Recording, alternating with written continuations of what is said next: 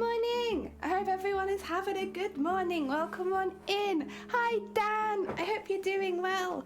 Also, I don't know if I've seen you, so Happy New Year. I hope you had a good New Year. And Atomic, welcome on in. I hope the rest of your work went well yesterday. I'm sorry I had to dip so early. I'll be honest, I had like a 3-hour nap straight after stream yesterday. And good morning, Mr. Bargains. I hope you're doing well. Okay, let me switch screen. Oh, actually, before I switch screen, heads up. I was going to dye my hair yesterday, I was gonna dye it all purple, and I thought I only needed 1 pot, but it turns out I probably need more than 1 pot of dye. So right now I have purple roots and I still have green ends. And it looks kind of funky. So if you're wondering what's happening, I need to buy some more dye. Because right now it's like the roots are purple because I always put dye in all of my roots first and then I ran out. So my roots are purple and the ends are like green, except there are some strands where the purple has gone down it, so there are random streaks in it as well. It was not my intended look, but I don't hate it. If I hated it, you wouldn't be seeing it. You clearly need the nap. It's all good. Got lots completed. Shame I can't do more. Ah, yeah, I saw that you covering for some sick colleagues. It's good of you to do it, but I like totally get it. It's gonna be exhausting. It's a cool look. Thank you. Thing is, I always focus so much on getting my roots lifted that I maybe don't focus enough on the dyeing. I often miss a bit. You don't normally see it because it's normally at the back, but I often miss a bit and have to cover it again later. But this time I missed all of my hair. But I'll fix it later. I have some more dye coming in the post. In the meantime, I'm just going to look like this. And I think that's alright. I mean, we're doing lots of Halloween stuff anyway, and green and purple, although this doesn't really look... It's quite a warm purple in real life, but it definitely doesn't look it on camera. But... yeah, hopefully once the whole head is purple, maybe my camera will adjust to it. I think we're gonna have a lot of issues with purple. We had a few issues with it with Mateus, but because so much of the focus was on the gold work, it wasn't really a problem. But when we do the collector costume, it's all purple, purple, black, white, and I'm gonna be doing like sunset and sunrises over it, so there will be like pinks in it too. But it is predominantly purple, and for some reason my camera, specifically the little one, the one that is like facing my hands, really doesn't pick up purple unless it's like really warm. I think like this it'll pick up. Oh, actually, maybe I'll show you my fabrics in this camera, because I think this camera shows up purple. Yeah, like that looks like a lilac on this color. On the other one it doesn't. On the other one it looks blue. Yeah, these are the colors. There you go. I'll just have to show you my purples in this in this screen, because you can actually see that they're purple in this screen. Yeah, these are the colors I'll be using. For now, they're just staying in the bag because I won't be able to use them for a couple months and I don't want them to get damaged. But yes, they are purple, I promise. Also, where do you buy your beads from? Oh, yeah. Honestly, I should just get a... Actually, you know what? They should sponsor me at this point. I'll get the link. It's from Co-Beads. They are a wholesale place, so I wouldn't recommend buying if you only need a couple beads, or like a couple 100 beads. It's probably not enough to be worth it just because the postage is so high, because it's like business postage. But if you are buying a lot of beads, like thousands and thousands, I would say like look at about 50,000 as a good base amount. Like between 20 and 50,000, it's a really, really good place to buy from. And if you're not maybe buying that much, if you have like a couple projects in mind, like buying for 2 projects is good. Thing is, it sounds like a lot, but you can very easily get through 10,000 beads. So yeah, it's a good one. There it is. That's where I buy most of my wholesale beads from. It's not where all of my beads are from, because I get gifted beads and sequins and fabrics a lot for Christmas and birthdays and stuff. So there's a lot of beads that I'm like, I don't know where they're from, but they've been gifted to me. But when I'm buying them, that's where I get them from. I did Majuffa, sorry. Welcome on in, I hope you're doing well. Yeah, I screwed up my hair a little bit. Yeah, you can see what happened. So I dyed my roots. I always dye my roots first because they're the harder bit to get to. So all of my roots are like this nice like dark purple. but then I ran out of dye. So all of the roots are lovely, and then the hair itself is like, it's still like green, because that's the color it was before. I'm putting it straight over the green. So I have lovely, lovely dark purple roots, and then all of this. Everything else. Oh dear, you're looking at beading my gold wings because I like pain. Apparently, you know what, that doesn't surprise me. From seeing what you've done so far, you seem like a sewing masochist, which is fine, I'm there too. George, welcome on in. Ombre effect? It didn't really ombre though, like, I don't know if you can see, it's like, it's like a bam, bam, bam, bam. It didn't really ombre. It's just I've dyed my roots. Except there's a few strands where it's like gone down it, like in the fringe there's a bit there where it's like gone a bit further, but like I really only did put the dye on my roots, so anything that's gone further, it's probably from me washing it out. Oh dear, welp. But that being said, it doesn't look awful, it just looks a bit odd. I guess mission failed successfully, you know? George, I hope you're doing well. Welcome on in. I hope your day has gone well so far. We're gonna be doing a spooky tentacle. I have the colors here. This is also purple. Purple just doesn't look very purple. It's a warmer purple than it looks, but it is just a purple. And a green. And you can do a little spooky tentacle. It's fine. We'll run out of dye, yeah. I bought some more, so I'll just like spam it over the top once it arrives, because the green is actually pretty light. Like, I don't know how obvious it is, but it's like if you get it on its own, you see that? Like it's actually very, very light, so I can put color over it really easily, but then once it's in the hair, you don't see that.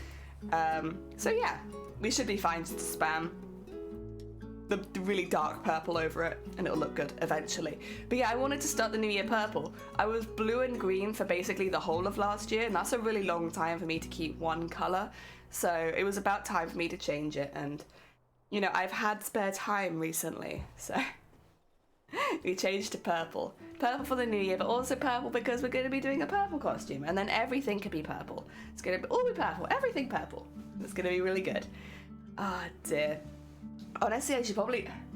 Thing is, I don't want to link co-beads underneath my stream in case people think I am sponsored by them, although it's an affiliate link, because it's not. But yeah, I do talk about co-beads an awful lot. It's because that's where I get all the wholesale stuff from. But again, I do have to stress, it's only really good if you're going to be buying a lot, because the postage is very expensive. So like, for instance, last year I did an order. It was for a lot of beads. We're talking like, I don't know, 20 pounds of beads. Like, it's a lot of beads. It was about 50 quid for all of the beads I wanted, and then about 50 quid for postage. So it was about 100 quid overall. It's still a lot cheaper than buying them in smaller packets in retailers, but like, whatever the price is of the beads, double it, because that's what your postage will probably be. Yeah, that's why it's only really worth it if you're buying a lot. Otherwise your postage is astronomically like high. It's a bit better if you live in America, I think, because they have deals for shipping to America, but they don't have as many deals for Europe, unfortunately. You need loads. Good. Hell yeah. Had a chill day because I got a head. Oh, bless you. I hope you feel better soon. Spooky tentacles. Yes, spooky tentacles. I don't know if I can show you without tipping them all. Actually, I'll just show you in the other camera. Duh, obviously. Where is it? I got a nice bead mix. Look at all this. I will say I make my own bead mixes. I think yesterday somebody asked where I got them from and I completely misunderstood. I make them myself. So I buy or have beads already. A lot of them are made of beads that I already had around the house, and then I just mix them together so that I can use them for the baubles, because all of these really colourful beads, that's basically all I'll use it for. And then I get all these boxes left over from ordering from places like Co-Beads. So then I make my own. So like this will be one that I'm making for the collector right now. But like these are all beads from different packs. It's just I'm putting it together in a box to keep them all together. If I have more of them, I tend to put them in these little pots. And then there are like ones where like I'll buy a pound of beads and then I put them in the pot and then I refill the pot whenever I need it, because it's easier to deal with these pots and these boxes than it is to deal with like pound bags of beads. So yeah, that's why my beads are organized like this. It's a bit weird, but it works. because I have hundreds of thousands of beads in this house. So trying to get them all organized. Oh, and then I have like special beads, but I keep most of those in the drawers, like over there, behind. So those are all the unique and unusual ones, which again, normally have come as gifts. Ones like this, like they're happy faces. We have some really, really big pearls, but they're in smaller bags. I don't even remember. I think this one I bought when I saw it. It was like 10p or something. Ones like this. They're all like so small that I wouldn't be able to commit a whole project to it, but like a smaller project I could probably use them for. The smiley faces in particular, I probably end up using when we could do our 24-hour stream. Oh yeah, I have like alphabet beads. Lots of pom-poms as well. I don't know why I have so many pom-poms. I get a lot of broken jewelry, so like these are like broken jewelry. So if you go to, sometimes in the New Year's or whenever they do stock, jewelry places, or like jewelry pop-up stands, lots of jewelry places will just sell broken jewelry, and they'll like break it up and you'll get like this. So you won't normally get the chains, but you'll get all of the beads off it. I have a lot more of those downstairs. Most of them are quite large packets, to be honest, but a lot of my seed beads also come from broken jewelry. Like the other day, I've had a lot of free time recently. I organized some of my seed beads from broken jewelry. So there was this one, there was another one as well as over there. No. Where is it? No, it's not that one. There's another pot somewhere. I know it was 3 beads. Where the hell is it? We just have to imagine there's a third pot. I don't know where I've put it now. But like, they're all mixed together, so you separate them manually. Is it that one? No, it's not that one. Good, I've just lost a whole one. I was somewhere around, I'm sure. But yeah, like, so they'll all come mixed together and then you separate them by hand. It takes a few hours, but it's worth it because then you have like 2 split colors I could use on different projects. And most of the seed bead ones cost about 50p.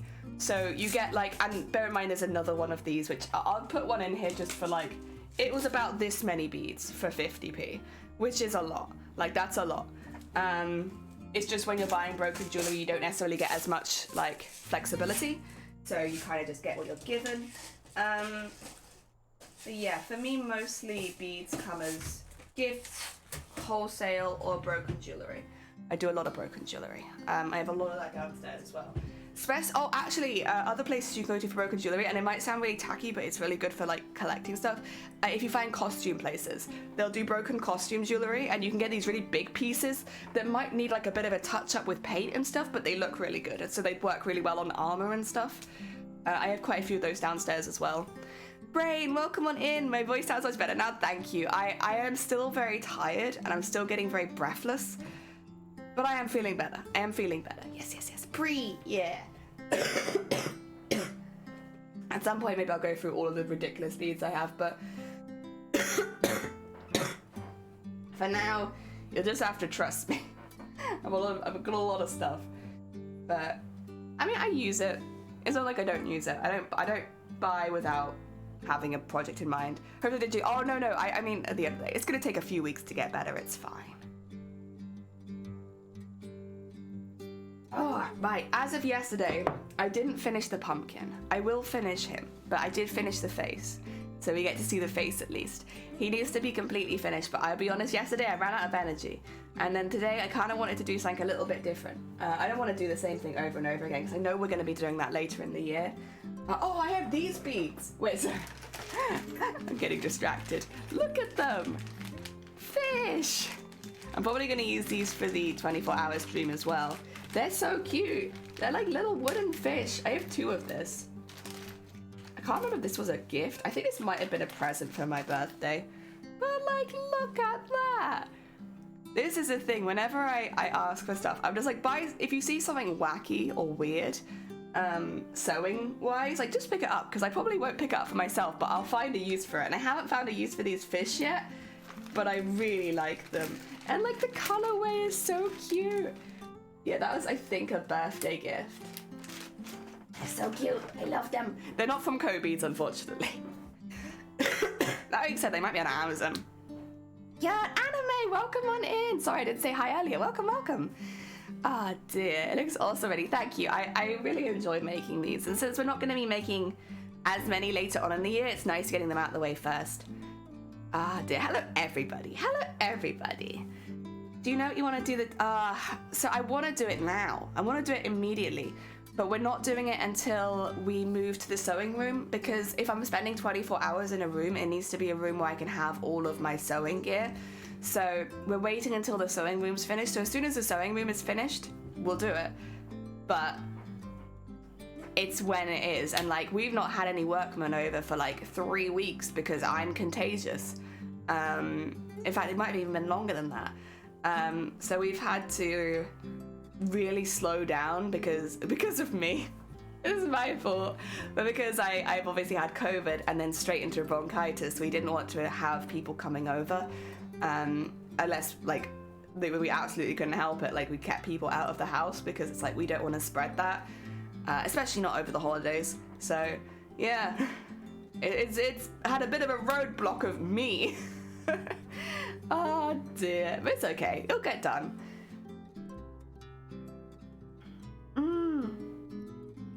I'm curious as well, because we've got the main theme. The theme is going to be ocean, because, yeah, and it'll probably be a dress, but then it might not end up being a dress. Everyone might cut bits off of it, and then it won't be a dress anymore.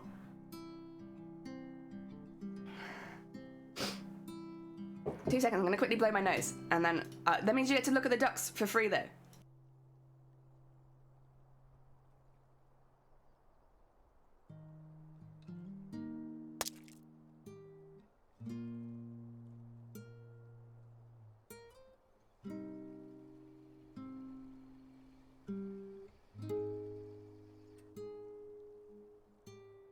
Apologies. Also, Scott, welcome on in. Thank you so much for the egg smash. And Sleeves, welcome on in. Good morning. Yeah, just talking a little bit about beads and where I get beads from and how I organize my beads. This one still needs a few more beads in it, but I think I know what kind of stuff I'm going to fill it with. I need more seed beads. I probably need more gold and silver seed beads, if I'm being honest. I don't know if I'll put them in here, though, if I'll just buy a big bag and put them in a pot.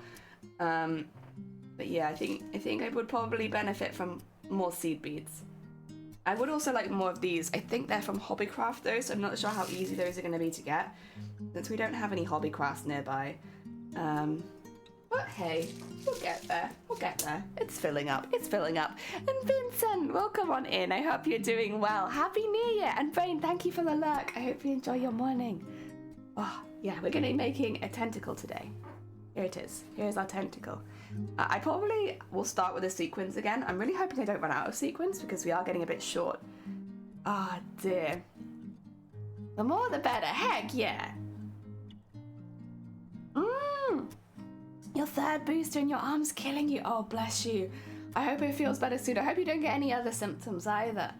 Ah, dear. You as well. Thank you. You're right, the more the better. There is also something, I don't know when we're going to do it because I think it will take quite a lot of concentration, so I might need to practice a little bit off stream first. There is another skill I would really like to pick up over the next couple months before we start the costume, and that is needlepoint lace work. So making lace by hand. I'm not going to be doing the crossing over one because I probably want quite thick lace, a little bit stiffer. So doing it, I think it's called needlepoint lacing, is a little bit closer to how I want my lace to look. I don't want it to be too delicate. But yeah, that is a skill I would like to learn. There's a few things we might need to do first, and I'm gonna have to get a lot of thread. But I would really like to do that. I can only get 2 shots. Oh, I've already had my third. But I think the next one would be my 4th if we have another one. Yeah. But then I've also just had COVID, so hopefully I won't get it for a minute anyway. But yeah, hopefully nobody gets it. I hope no one here gets COVID. Heckin' sucks. Right. Should we start? I feel like we should start. Which one is the needle I need? This one will do. All right, we're gonna start with the sequins, so getting all this bit done. And then we can do the beads. The beads is the fun bit, but the sequins, get that done first, because otherwise it's difficult. I'm also running out of purple thread. Because I haven't been able to leave the house for the last few weeks, there's a lot of things that I want to pick up, but I can't really ask Shiny to pick them up for me, because it's like a little bit more like by eye, like which thread would I want, or which this would I want. So I have to kind of just wait till I'm well enough. The main problem we have is, even if I'm well, because neither of us drive, and it's quite a walk to get anywhere, my lungs need to get a little bit better first. Like, I'd really like to be able to walk into town, but it's like a 45-minute walk, and it's very up and down, so like there's a lot of hills. And right now I'm getting puffed out going to the corner shop, which is about 2 minutes away.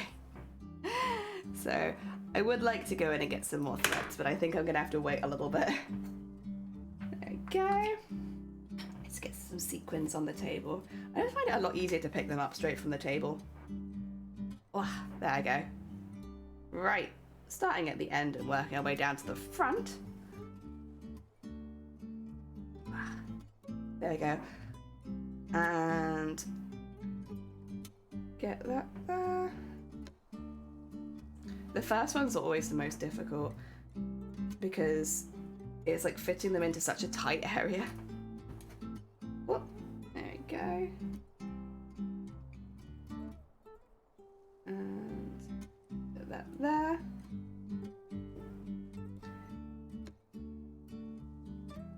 Nice. I'm just gonna do one as the first one.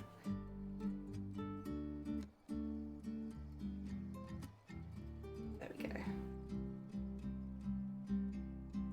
Ooh. I think once it gets to about here, it gets here, it gets a lot easier. This first bit, every time. There we go.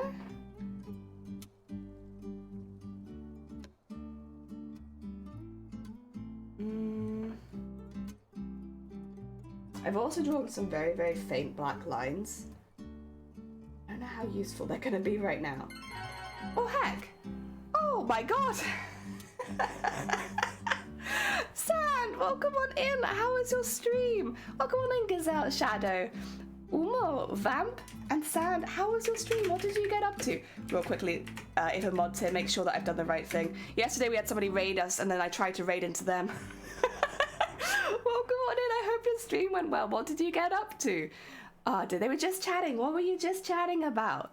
And Uncle, welcome on in, and Double and Yannix. I hope you're all having a good day. Welcome, welcome. My name is Jelly, and I'm a cosplayer. Dear. Welcome on in too. Normally I make costumes, but I want to enter TwitchCon 2024, so I have to wait until the EU submissions period opens for this year. So at the moment we're kind of playing the waiting game.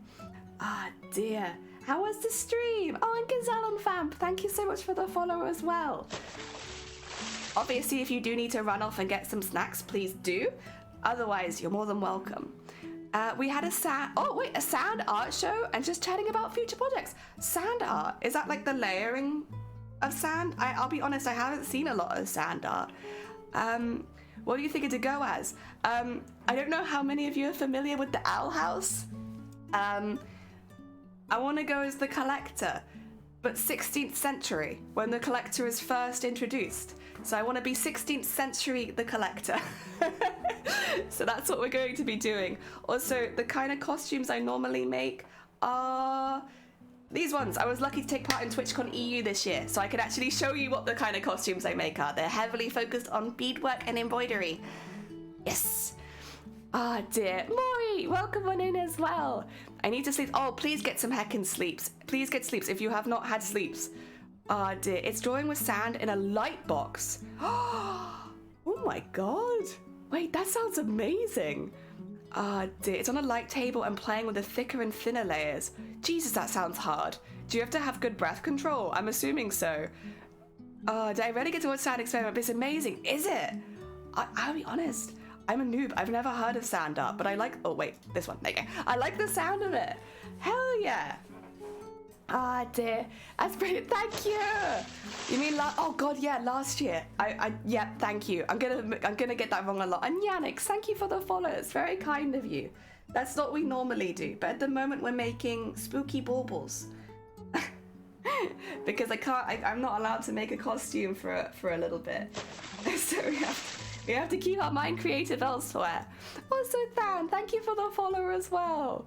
Costume looks crazy. It was very crazy. It was very heavy. So far, she sneezed once this year, but no. Yeah, I imagine you'd have to. For me, this happens not too much with smaller beads, because as you can see, I do just empty stuff onto the table. I've laughed away my work a few times.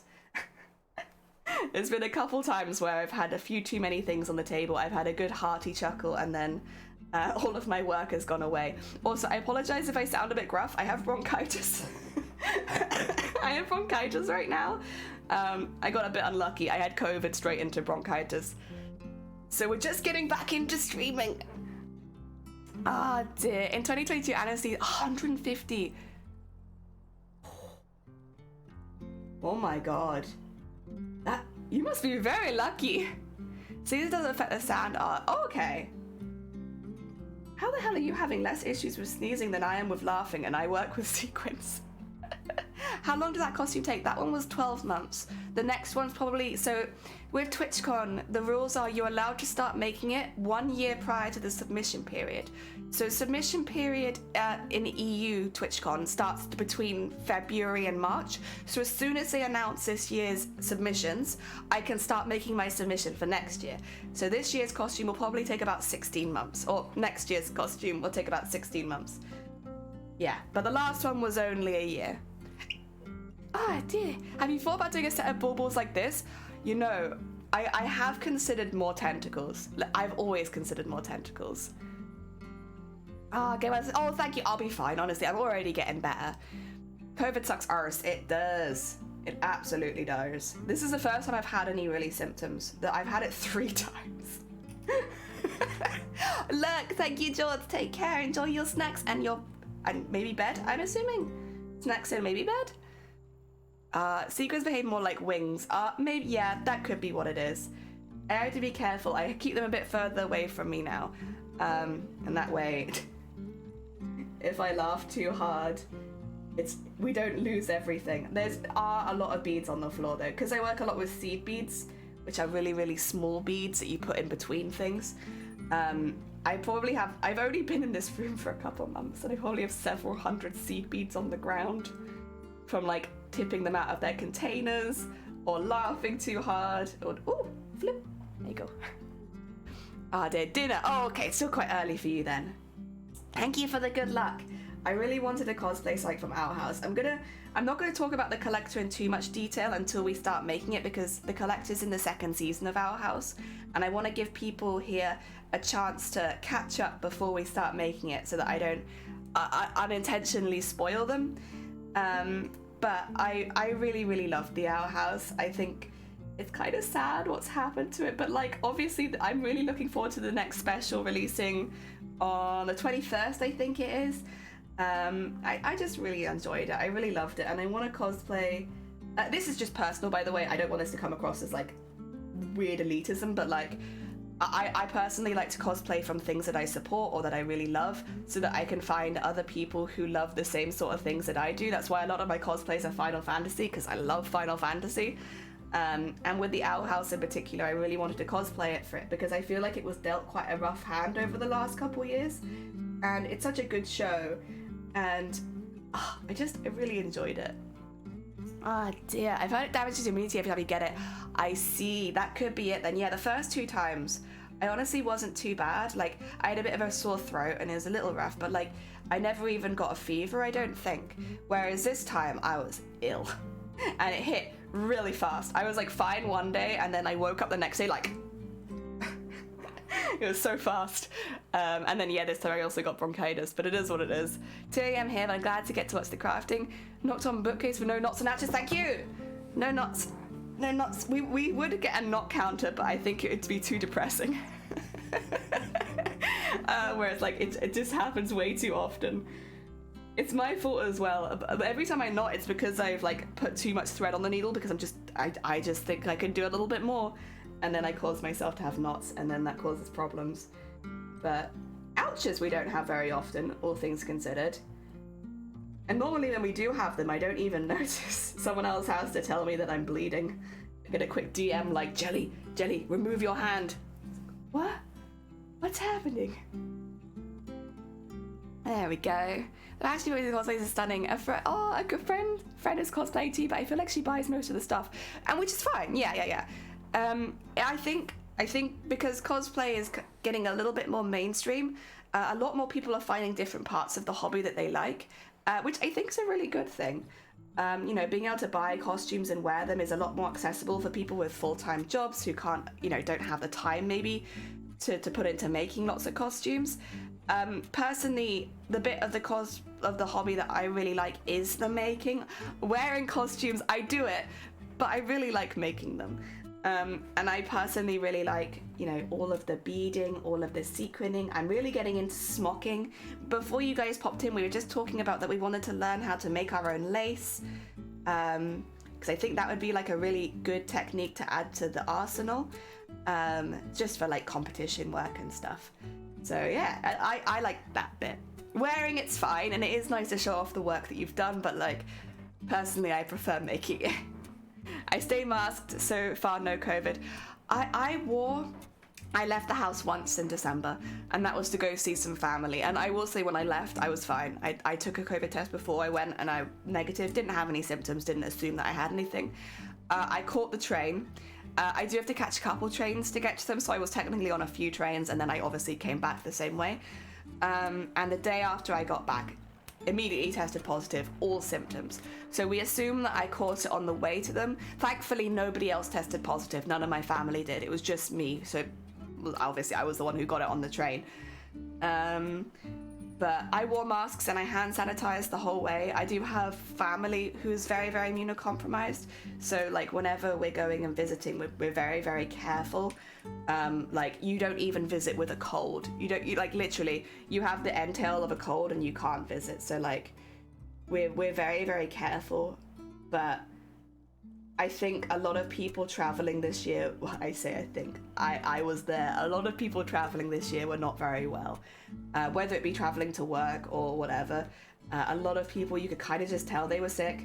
So I like told my parents, like, I think there was like no way that I was getting out of that without COVID.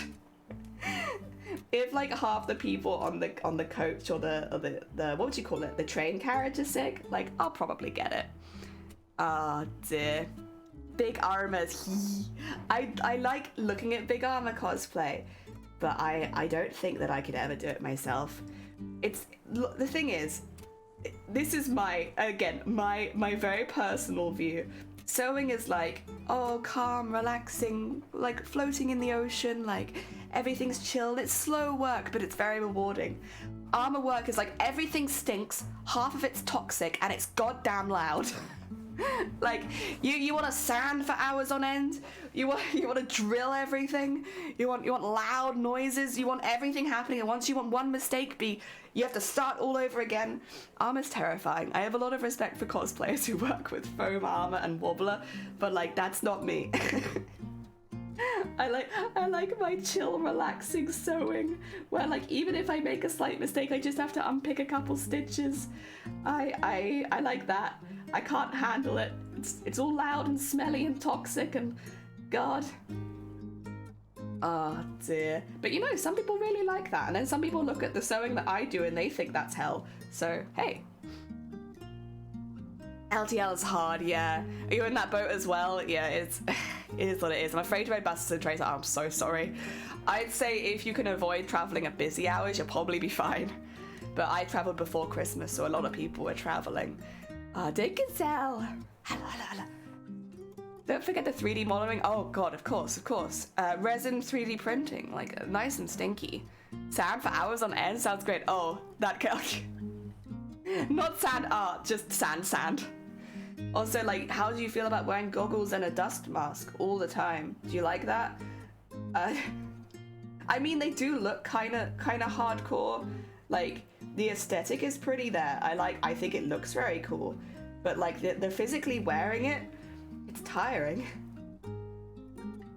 But yeah, I have a lot of respect for people that work with foam and wobbler as their primary like cosplay materials, because I think that's really, really hard work. Whereas the work that I do feels very relaxing in comparison. Like, it's just sewing a sequin on one at a time. I guess it's different though. It's like, pick your poison. Like, do you like long, monotonous tasks where progress is very slow? Then you'll probably really like beading and sequining.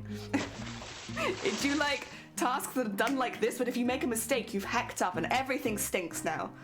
Also, Poet, welcome on in. I hope you're doing well. Thank you for the follow.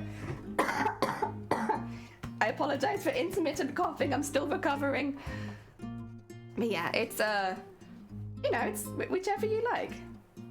I think as well, most of the time, people who like one will have a lot of respect for the other, myself included, because like, when I see really like intense armor builds, I'm like, I do not know how you've had the patience and commitment to do that. But then people look at my stuff and they're like, you're a beading masochist, and it's like, you're right, and they like it.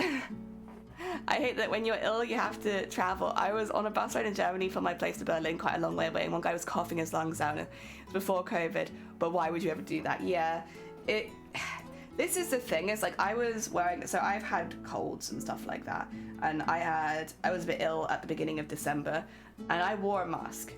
I'll be honest, I didn't really have coughing as a symptom, but the thing is, nobody wants a cold. Even though it's not really dangerous to most people, no one wants a cold. So I wore a mask, and I remember at work people would be like, why are you still wearing a mask if it's not COVID? It's like, well, do you want this cold? Would you like this? Surely not, right? I don't know. Personally, I don't particularly like being ill. If you cut and glue things right, there's not a lot of sanding. I think that's been my big, I get nervous because it's not something I'm very good at, and it's not something that I have a lot of practice with. So I tend to have like bigger seam lines, and then obviously I have to sand it down. Like, I have worked with armor before, which is why I know that it's not my favorite. But I do have a lot of respect for people that do continuously work with armor. Yeah, I think it's really cool. I hope it's horrible, but a cold is torture. There's just nothing you can do. Same with COVID, to be fair, there's very little you can do. And same with goddamn bronchitis, except for steroids, which is not exactly great. Sharp knife is key. I've heard that. My knife, I know when I do it wasn't not sharp, but it could have been sharper. I've heard having a really sharp knife is important. It was long distance. Blue said I was sitting like 5 rows behind him. I can't imagine what I would have done if I'd had to sit next to him. Is it rude to move? I guess if you have like a set seat though, you can't do that. Yeah. I've moved on the train, but then I'll be honest, like when I was catching the train for work every day, it was quite common for people to move. When you're on like a late train, like there's a lot of very drunk people on there, so like people will move around to avoid people who are getting a bit handsy and stuff like that. So like, I guess maybe it was a bit more common because of the trains that I caught, but yeah, it is. I would absolutely move. A stacked bus with set seats. Set seats is, that's difficult. Carry disposable masks just in case and hand them out. Yeah, and be careful with that. I mean this not because it's not a nice idea, but some people are very aggressively against masks. And we at work, while it was mandatory to wear masks in shops, would hand masks out to customers coming in, and we had staff get assaulted for it. So like, it's a really nice idea, but stay safe, because there are people who will take that as an act of aggression and will attack you. And we had quite a few women get attacked where we worked. I think somewhere else, a few young men also got attacked for handing out masks. And I know that it was like a fair few news stories going around of other businesses having the same kind of issue where it's like, yeah, it's mandatory, but because the people handing them out are not security guards, they kind of become like a prime target for being I don't mean like verbally attacked. A lot of people were verbally attacked. I was verbally attacked, but like physically attacked is what I'm talking about. Like actual violence. Yeah. Because as much as it's not nice to be verbally attacked, I do think being physically attacked is, yeah. I think most of them got arrested for it though, which is a small silver lining, but my colleagues still had to be attacked for that. So I don't know. I think it's a nice idea. Please look out for yourself, because some people are unhinged, actually. Just unhinged. Oh dear. If you don't want a mask, don't take the mask. Jesus, don't rag on a service worker about it. Well, this was the thing is, so I don't know if it was the same in England, I think it was, but I know Wales had the policy a lot longer than England, and I live in Wales. So basically, you had to wear a mask to go into a store. So if you didn't have a mask, you wouldn't be allowed in the shop. And we had a lot of people come over from England and not realise that Wales still had the same rules. And so people would come over and not be allowed in any of the stores. And because they kept getting turned down from stores for not wearing a mask, they got violent. And I'm not using that as an excuse, because obviously there is no excuse, but like that's just what happened here. And yeah, it was rough, honestly. It was a very rough time. I don't think retail workers get enough credit for the shit they have to put up with. And I am biased because I was a retail worker for a very long time. But like genuinely, like people being nice on the door, it'd get you close to tears because of how horrible people would be. Yeah, it was bad. A bad time to work in retail. I imagine like pubs and bars probably had similar issues. I don't know though. In Germany's mandatory in some places like public transportation, but the coffee guy was pre-COVID. Yeah, he was just spreading them germs. Yeah, a lot of aggressive folks not wearing masks were the police. Yeah, so the way that it worked for us, this is why I'm like, I think they were arrested, because I know they were taken by the police, but once they're taken, you don't get any more information. So like, I don't know. Unless it makes the news, you don't find out normally. But yeah, I know people were taken away by the police. Also, the shopping center like nearby had like holding sales for like people who had been violent. So you'd know if people had been sent to the holding cell because you wouldn't go to that part of the building while there was someone actively being like interviewed by the police. But yeah. Oh dear. These who refuse to wear them, and oh yeah, that's bad. It just puts people at risk. There's no reason for that. I did retail out of uni for a Christmas Eve and oof, never again. I did retail for over 10 years. Over 10 years. I started work in retail when I was 16, and I only stopped this year, or last year I should say. And I might have to go back to it again, we'll see. The thing is, technically I had qualifications, but they're so old because obviously I've been disabled and stuck in the house for so long. I think I'd either need to retrain or go back to retail. I can't work around food for certain reasons, so I can't do cafe work or bar work, which means the options are limited. Oh dear. When you risk your own money, hire people and manage logistics so you can fight the power. Until then, you put a mask on and you walk in the store. Exactly. Excuse me while I spread germs. It's the same in Germany. We don't have to wear masks anymore, but I still do. But we don't get or don't want to is that you only wear for the freaking things for yourself, but for others. Yeah, exactly. Like I wear the mask. I do wear it to try not to get COVID, but for the most part, it's so that I can visit certain family. Yeah. And personally, I don't leave the house very often, so I can't say that I'm like, oh yeah, I would never travel if I was ill, because I just don't leave the house, so. It feels like a half-assed statement. I wouldn't travel if I was ill, but you know. People really don't appreciate service. Sorry. Heckin' bronchitis. People really don't appreciate service workers, nor do they appreciate everything that goes into getting 3 quid junked from a mile to your house. Yeah. Like absolutely. I think my least favorite, and this is like a common thing, is when you go into a stop and people are like, girl, over here. It's like little things like that where it's like, you look down on me. And I have never spoken to you before. But the amount of customers that will like beckon you like a dog and call you girl, yeah, it's something. It's something. I think you get it a lot worse if you look younger or are younger as well. But it really grinded my gears. Like, you can't say anything about it really, but like, God, you are treated like worse than a dog half the time.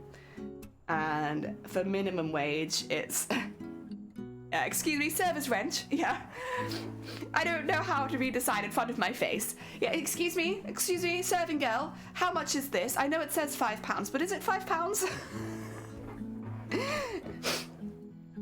You got to someone and politely say, excuse me, we weren't. Like, it's one of those things that happen so often that the staff like, listen, grin and bear it, kill them with kindness if they're gonna treat you like that, but you can't say anything because technically they haven't done anything wrong. It's different if they discriminate against you. If they were to say, which they did, not to me, but to other members of staff, excuse me, Asian girl, that's discrimination and you can report that. But if it's just girl, you can't do that. Oh my God. Yeah. People are rough.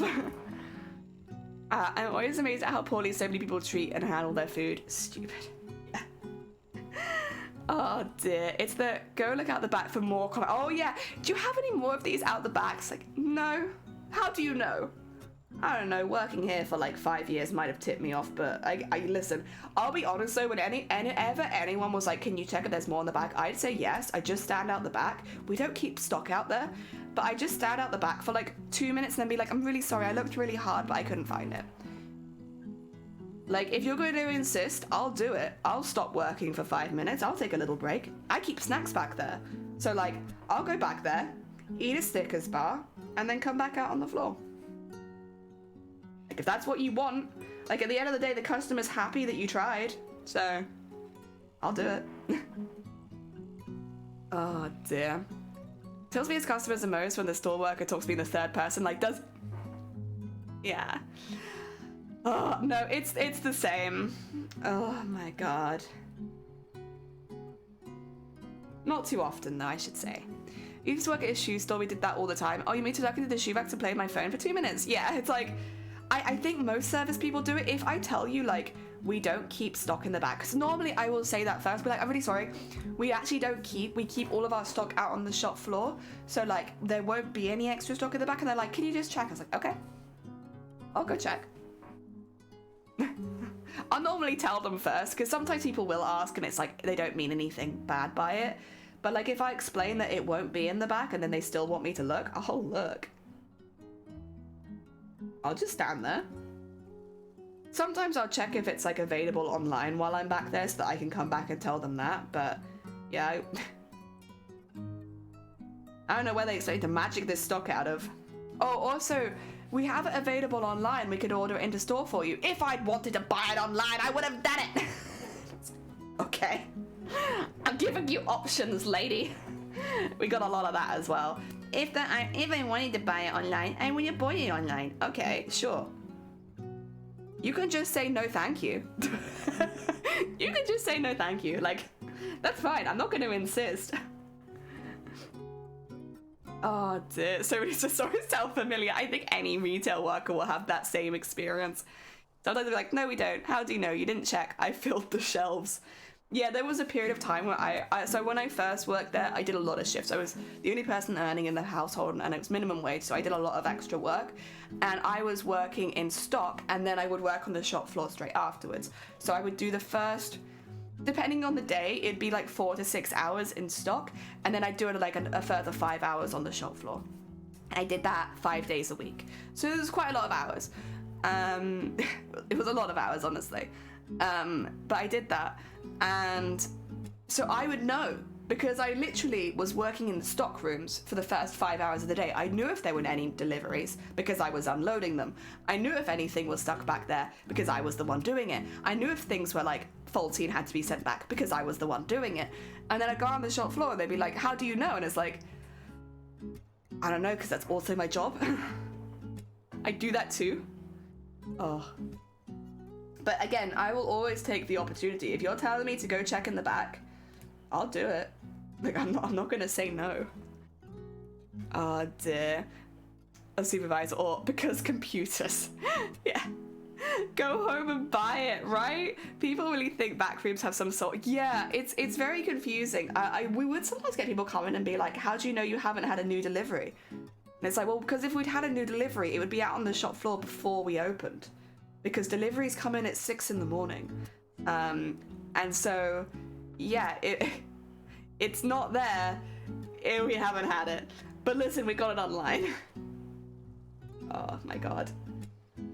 People used to get really upset about it. We used to get people, I don't know if this will be the same in England, but I can talk about it in Wales. If you don't have an email address, you can't order online through a store. The reason is that data protection means that they have to send a receipt directly to your email address, so you can't put in someone else's, or you can put in like someone in your family's, but you couldn't put in the shop one, for instance. It has to be one that you can access. A lot of customers didn't have email addresses that they were willing to share with us. Not that they didn't have email addresses, they just didn't want to give it to us. So it was like, we'll need an email to do the online transaction. I'm not giving you my email. Well, then I can't do it. What do you mean? Put your email in there. Like, if you wouldn't put your email in there, why would I put mine? It's like, because it's your receipt. I'm so sorry, it's your receipt.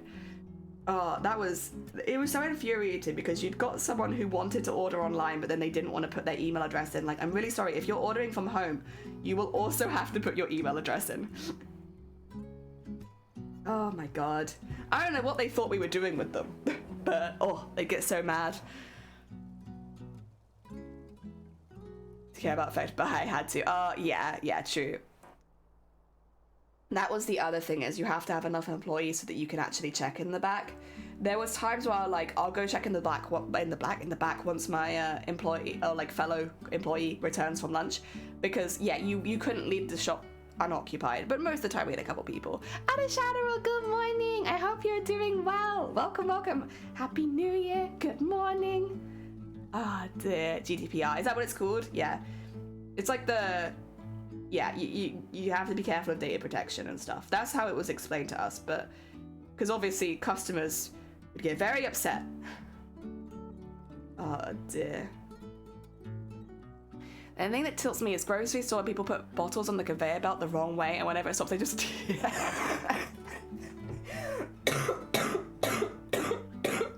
That's top tier stupid. This is the thing, and I mean this in the nicest way possible, but a lot of people, they have this inflated ego where they assume that if someone's working in a shop, they must be stupid, they must be really dumb, and so they act all high and mighty, when in reality the stuff they're saying is absolute nonsense, and you're just nodding along because you don't want to start an argument. And like, as a bra fitter, I got that a lot. I used to get a lot of like, well, you don't have enough boobs to be a good bra fitter. It was like, okay, got it. I had ladies who full on refused to be fit by me because they said I was too skinny, and that I couldn't understand how to fit a bra for a bigger lady. Which, by the way, I am trained by the NHS. I do predominantly post-surgery fittings for people who have had breast cancer. So like, out of all the bra fitters in the UK, I'm actually probably one of the most highly qualified. Not to toot my own horn too much, but like, most bra fitters do not have NHS training. So yeah, I was pretty well damn trained, and the amount of people who were just like, and then my colleague would do it, and then they'd ask me for help if they needed help, and then I'd come in and they'd be like, this girl, she doesn't even look old enough to be wearing a bra. And I'd just be like, ooh, it was always the same kind of woman as well. Like, I would say, without, again, trying to stereotype too much, middle-aged. Oh god, it is! Okay, 2 seconds. Let's fix that. Thank you, good spot. Oh no! There you go. Oh dear. Okay, we got it. Box duck has been freed. Oh. Happy New Year, thank you for the lurk. We constantly filled in junk fields. Sorry for the spam people so hard. No one trusted you. No one trusts you. You're an idiot. You work in retail, you must be stupid. Excuse me, oh my god, where is music? So I'm opening, it's like, oh my god, it's Kobe's. Oh my god, they're having a sale. Oh dear, middle-aged Karens, yeah. It's the, I loved, again, I can only speak, oh, this one's always a bit loud, sorry, let me turn it down a bit. I can only speak really, because the majority of my retail experience has been working as a bra fitter, which was a job that I really enjoyed, I should say. It was like very fulfilling because of what I did, because I was helping people with breast cancer, because I was able to help a little bit. It was like a very fulfilling job for the most part. But I also dealt with other people, not just people with breast cancer, because I'll be honest, the majority of people I worked with breast cancer were lovely. But I dealt with other people as well. And working as a bra fitter, a lot of people will just assume you're okay with people talking about your body, which, I'll be honest, it didn't bother me too much, but you could see that it bothered other people. Like when people would look at me and say, I don't want the skinny fitter, can I have you instead? And then they talk to maybe one of my colleagues who was a bit overweight, and it's like, not only does that make me feel bad, it makes the person you're asking for help feel bad too. This was the same job where I had people like pull up my clothes to see my tattoos. I think it was okay to just rip the back of my shirt down so that they could look at my back tattoo. Because I'm a lingerie girl. I'm a lingerie fitter. I must be fine with being naked all the time. I love that. I love it when people literally just pick my clothes off of me. And like, not in the fitting rooms, like in front of the windows, like people were just pulling my clothes up off me. And like, out of nowhere. Like, I will say, I did put my foot down on that one whenever it happened, because like, it's not okay and I don't like being touched. So like, I would be like, sorry, that's inappropriate. Please don't do that. And most of the time they'd look really offended. Like, I was like, I don't know what to say. You're taking my clothes off. But they don't know and they treat you like you're stupid. Yeah. We also would get a lot of people come in and say things like, oh, you definitely don't have my size here. So I don't know why I'm even here. Like, why am I bothering? Like, you definitely don't have my size. And it's like, okay, try me. And if we don't, get ready, because I have a lot of suggestions. Like, we're well-trained girls. We work with people who are literally like going through breast cancer. Like, we know what we're fucking talking about. But like, whatever. Working tech sports is all the joys of customer service plus the oh, that sounds really fun. Also, fine friend, welcome on in. I hope you're doing well. Happy New Year. Cat sports for months and walk away treating people who are helping you badly. Yeah, I've been there in tech support. Oh god, all of you. Also, Mikey, welcome on in. Customer service stories. Oh yeah. So I used to work in lingerie. I don't know if you knew that, Mikey. I worked in lingerie for 5 years, specifically helping women with breast cancer for the most part, but like I did do regular fits as well. I have been undressed by customers.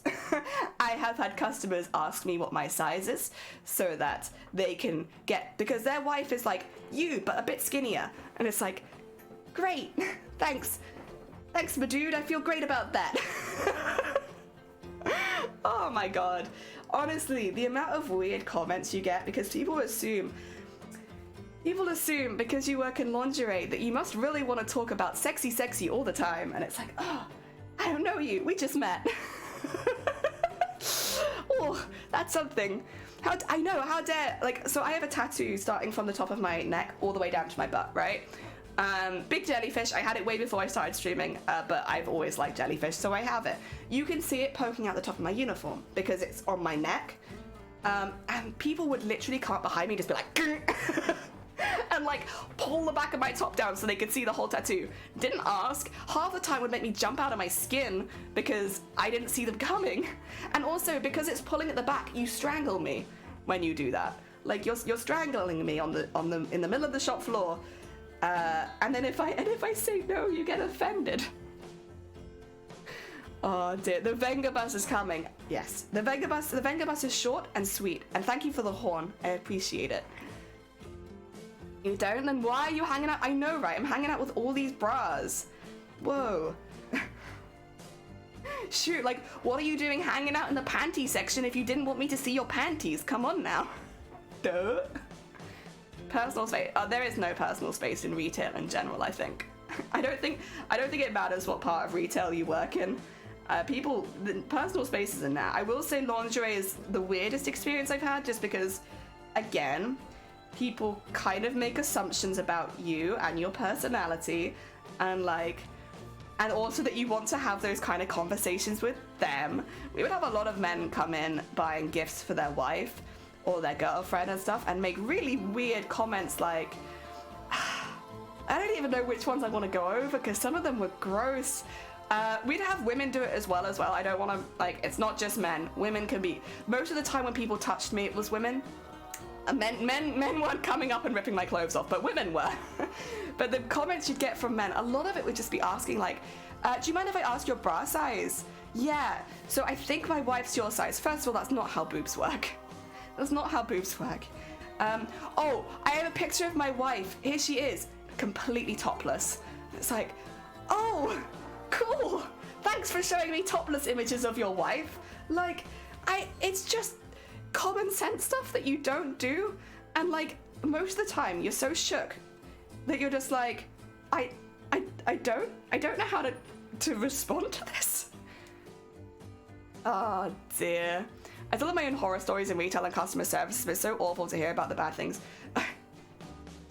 I mean, we obviously have I've cleaned up a lot of vomit and poop, which is weird for somewhere which didn't have bathrooms half the time, but I've cleaned up a lot. We did have a sewage leak once. That wasn't the customer's fault, but it was intense. It was leaking from the top floor, so it just came the whole way down the wall.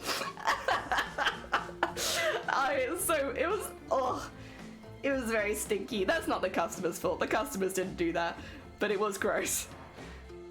Oh, this spill. Are bras size uniform? No. So the way that bras are fit, you have your you have your rib cage size, which is the number, and then you have your cup size, which is the cup, right? The way that it works is, for instance, when we're talking about the size of someone's boobs, a 32D is the same as a 34D. It's just their rib cage is bigger. Even though the double D and the D, they sound like one's bigger than the other, because the rib cage is bigger, it actually equals out that the boobs are exactly the same size. So a 34D, a 32 double D, a 36C, a 38B, all of those people have the same size boobs. They have different size rib cages. And then it's like one of those things, it's like maths, but it's quite simple maths. It's called sister sizing. What a lot of women will do is they'll think their bra's uncomfortable because it's digging in, and so they'll go up in the band and then they'll go down in the cup. So they'll say, oh, I'm normally a 36F, but this doesn't feel comfortable, so I'm going to go up to a 38E. And then when you measure them, it's actually that their rib cage is smaller. They've measured like a 34. So the reason it was digging in is not because it's too tight, it's because it's really tight in specific places because it's digging in, because the back's gone up, so it digs in at the side and it hurts. That can just be fixed by actually making it tighter, so it's tight the whole way around, so it doesn't dig in anywhere. And it can get used to being in a tighter bra like that, but normally it'll be more comfortable than having a really, really loose bra. I also worked a lot with non-wired and people that had abscesses removed, large gaps or chunks taken out, lumpectomies, as well as obviously full breast surgery. So again, a lot of people had different things they needed to go through and different avenues to take it. But bras is difficult. I'm not going to come in and be like it's easy, especially if you've never worn a bra. It is a little complicated. But if you have someone you love and you want to buy them a bra, ask them their size, or just go in their underwear drawer and see what sizes they're wearing, because most bras have a label in the back that says the size of the bra. Women will refer to their own labels when buying their next bra. It's fine for you to do it as long as they're okay with you going through their underwear. I would say just ask. Otherwise, it's very difficult. It's very, very difficult to know. Oh dear. Oh my god, I can relate. I take one sentence to make it basically not weird. I know, I don't know how to say this without saying rude, so then and yeah, I then at least appreciate you're saying something weird. I made extra money being about psychology and it was not a fun time. Jerky people, alcohol, way too much jerky. I've had to come with you. Thank you, no worries at all, but please don't send me this again. I I'm awful with it because I'm very reactionary. So like when someone sends me or they show it to me on their phone, they'll be like, I expect to see a closed image of a woman and be like, I can't get a bra from that. So I'm already getting ready to be like, I'm really sorry, I can't judge someone's bra size like that. So when they turn the phone around and there's a naked woman there, I'm like, what? This wasn't where I was expecting to see a naked woman. But then I guess if it's over the internet, you can compose yourself. I have to try really hard not to laugh when someone shows me a naked picture of my wife. Oh my god. It's great as well because if you're reactionary, everyone else you work with basically knows what happens. Drunk people poop and vomit, I hear you, yeah. Poop, vom, piss. It happens. I know this is weird, yeah. I think asking someone their cup size is still like, you don't have to say. Most of the time, I'll be honest, they didn't actually do my bra size where I worked because I have a 26-inch ribcage. So they never did my size. 26 is like, nah, you don't exist, I'm sorry. But so that most of the time I say like, I'm really sorry, we actually don't do my bra size here. But if you have any leads or if you have any ideas, I can help you find stuff. Yeah, I have very, very small ribs. It is what it is. Morning, welcome back to the Sick Club. I so see ya. Dear. That's how, yeah, Vincent, you got it spot on. Honestly, you bra fitter, Jesus. Oh dear. And Studio, welcome back in. I hope you're doing well. Welcome, welcome. I would show a store worker a picture of my topless wife before looking at the drawer. This is the thing, it's like, what? We just ask, and again, I want to be clear, I'm sure there is an image that it's just men doing this. It's not. But like, if you're that worried about your partner finding out that you know their bra size, maybe don't buy them a bra. Normally what we do is we'd show them to like some sexy pajamas or something. It's like an easy way of getting them something sexy that's a bit easier, because you can't judge, like, I can't measure someone with my eyes. Well, I mean, I kind of can, but like not that well. And I normally need a 360, not just one still image. That is my secret superpower. I can tell if someone's wearing the wrong bra by looking at them. 5 years in the business. Yeah, if someone's wearing the wrong bra size, I can normally tell. Like, if, tell me your bra size, I'll tell you that you're wrong. We go into the fitting rooms, we fix you up. Coughing a little less, hell yeah! My bra size lately is the 2 fried eggs. Listen, a good bra can turn those fried eggs into deviled eggs? Boiled eggs? Another egg that you might enjoy more? A small jellyfish. I'm very small. I have a small frame. Sometimes people forget that little small framed beings exist. I don't know what happened to my ribcage. My ribcage is just tiny. Oh dear. Your hair looks good, thank you. I ran out of hair dye. I ran out of hair dye, so it's still green. I'll get more. Oh dear. A spilled beer on the floor? Oh god, why? That's such a waste as well, what the heck? Only good stuff to do, get some more white chocolate. Oh yeah, that's a good one. You mean you can't look at a woman from the grainy photo and tell how many inches? This is the difference, it's like no, I need a 360. And also, yeah, on a phone, it's like, most of the time I'll realize immediately that they're naked and look away, because like, it feels wrong. Like, I don't know if that woman has sent you a naked picture just so that you could show me. That might just be her nudes, and I feel wrong looking at that. Oh dear, from fried eggs to fried gold. Hell yeah, Jesus guys, heck yeah. Oh dear. The hair is jellyfish-esque. Yeah, it looks like I've slapped a jellyfish on my head. Because I think did I show this earlier? Oh, it's literally just my roots. Like there is a cut-off point. Because I dyed my roots, ran out of dye, and then here we are. Hell yeah. It's just my roots. And a couple of random strands I think might have got dyed as I was washing it out. Good stuff. I don't hate it though. If I hated it, you wouldn't be seeing it, so. It could have been a lot worse, all things considered. I think they were already, oh, they didn't realize. Oh, it's still gross though. I think vomit was my least favorite. The thing is, we did have people throw up who were drunk, but most of the people who were throwing up were going through chemo or something like that. They were like in a really rough medical shape, so it's like I don't really hold it against them so much. Like if you're drunk and you throw up in our shop, I will hold that against you, but like if you're going through chemo, like listen, it happens to the best of us. I would say let us know in advance if you're feeling a little unwell, because we do have like bowls and all that kind of stuff we can give you. But yeah, it is a little different. I don't know. Well, you haven't, but well, listen, in that case you're winning. Hell yeah. Asses are in. I might be biased towards boobs, but asses are in. Oh dear. You have to get a new camera for your stream, then I so you can have ass cam. Or actually though, I don't know if Twitch will allow that. That might be too suggestive.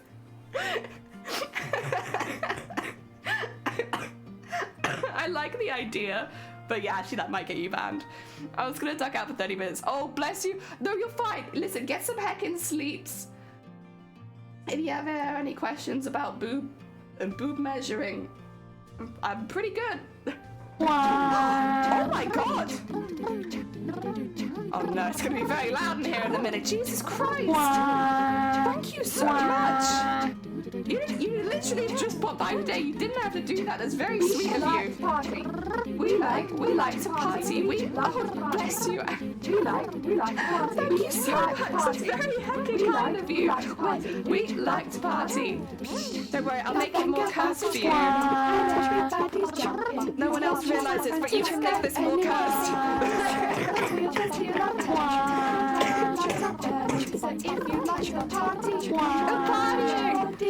Thank you so much. Wait, I want to see who got them though. Chrissa, Sonic, Clapping, Leader, Smitty, Neb, Dark Liberty, Fox, Diamonds, Galactic Badger, Pip. Oh, you gave one to my fiance. Why is my fiance not subscribed? Excuse me. You both called him out. How dare he not be subscribed? Oh my god. Thank you for opening my eyes. I have realized something. I tried to abuse it. Me too. Honestly, me too. Thank you so heckin' much. Please do get some sleeps. The Venga bus has surely arrived. At this point, it is here. I know, right? How dare they not be subbed? Excuse me. I know they have a prime sub floating around. Oi, oi, oi. The party dimension. Heck yeah. We love a good party. It's very, very cursed. It's good. Good curse party. Way too dank. I'm so sorry. That was a funky minute. Yeah. It's the perfect time to redeem party. When it doesn't happen very often, but when it does, double party. I saw the emotes. I like Snom? Hell yeah. I like Snom and tentacles. This is, oh yeah, actually I could kind of show you guys what these end up looking like, because, you know, this isn't my first tentacle. Here's a tentacle. Here's another tentacle. I have some little tentacles as well, mini ones. This is what they look like. The others are mushrooms. Mushrooms and tentacles. Now I can bonk. Hell yeah, get bonked. This is what they look like. They'll look more like this one because purple sequence, but also like that's the pattern one I'm using rather than the small ones. But yeah, we're a big fan of tentacles here. It's just aesthetically, they're so nice. Yeah, we did like the Twitch ones, and then I've done more purple ones, and then we're gonna do Halloween ones. Because everyone loves a good Halloween tentacle. Ooh. Get back on there. There you go. I need to get back to felt my foxes. Lovely. Tedman said we like to party 3 times in the mirror and activated the Venga curse. Honestly, that is kind of how I look upon this channel sometimes. Like, oh yeah, we're fine until we're really, really loud, and then we are less fine. Oh dear. There we go. It's the one stream my parents really watch every year though. When we make the music, my parents like to watch it. I think they were a bit sad we couldn't do it on Christmas Eve this year because they got together with some other family members and I think they would have liked to have seen it. Oh dear, so shiny! I love it. Honestly, I love it so much. It's so nice and sparkly. I'm back from the graveyard switch. Watch Standard and then it's almost noon. I don't know if I should sleep or keep going since I don't have to work the weekend. But do you have plans for the weekend? Like things you want to do? Like maybe cook a delicious meal? Or play with sand? Make sand art? I don't know. Maybe you're not the same as me, but energy. Very valuable, very valuable. And at first, like, oh, really? How did it go? Was it good? Do you feel more knowledgeable? Have a good time. Take care. I wish I was EU normally. Oh, no, you're fine. Thank you so much for popping by. Thank you for gifting the Heckin subs as well. It's very kind of you. But yeah, enjoy your evening. Take care of yourself.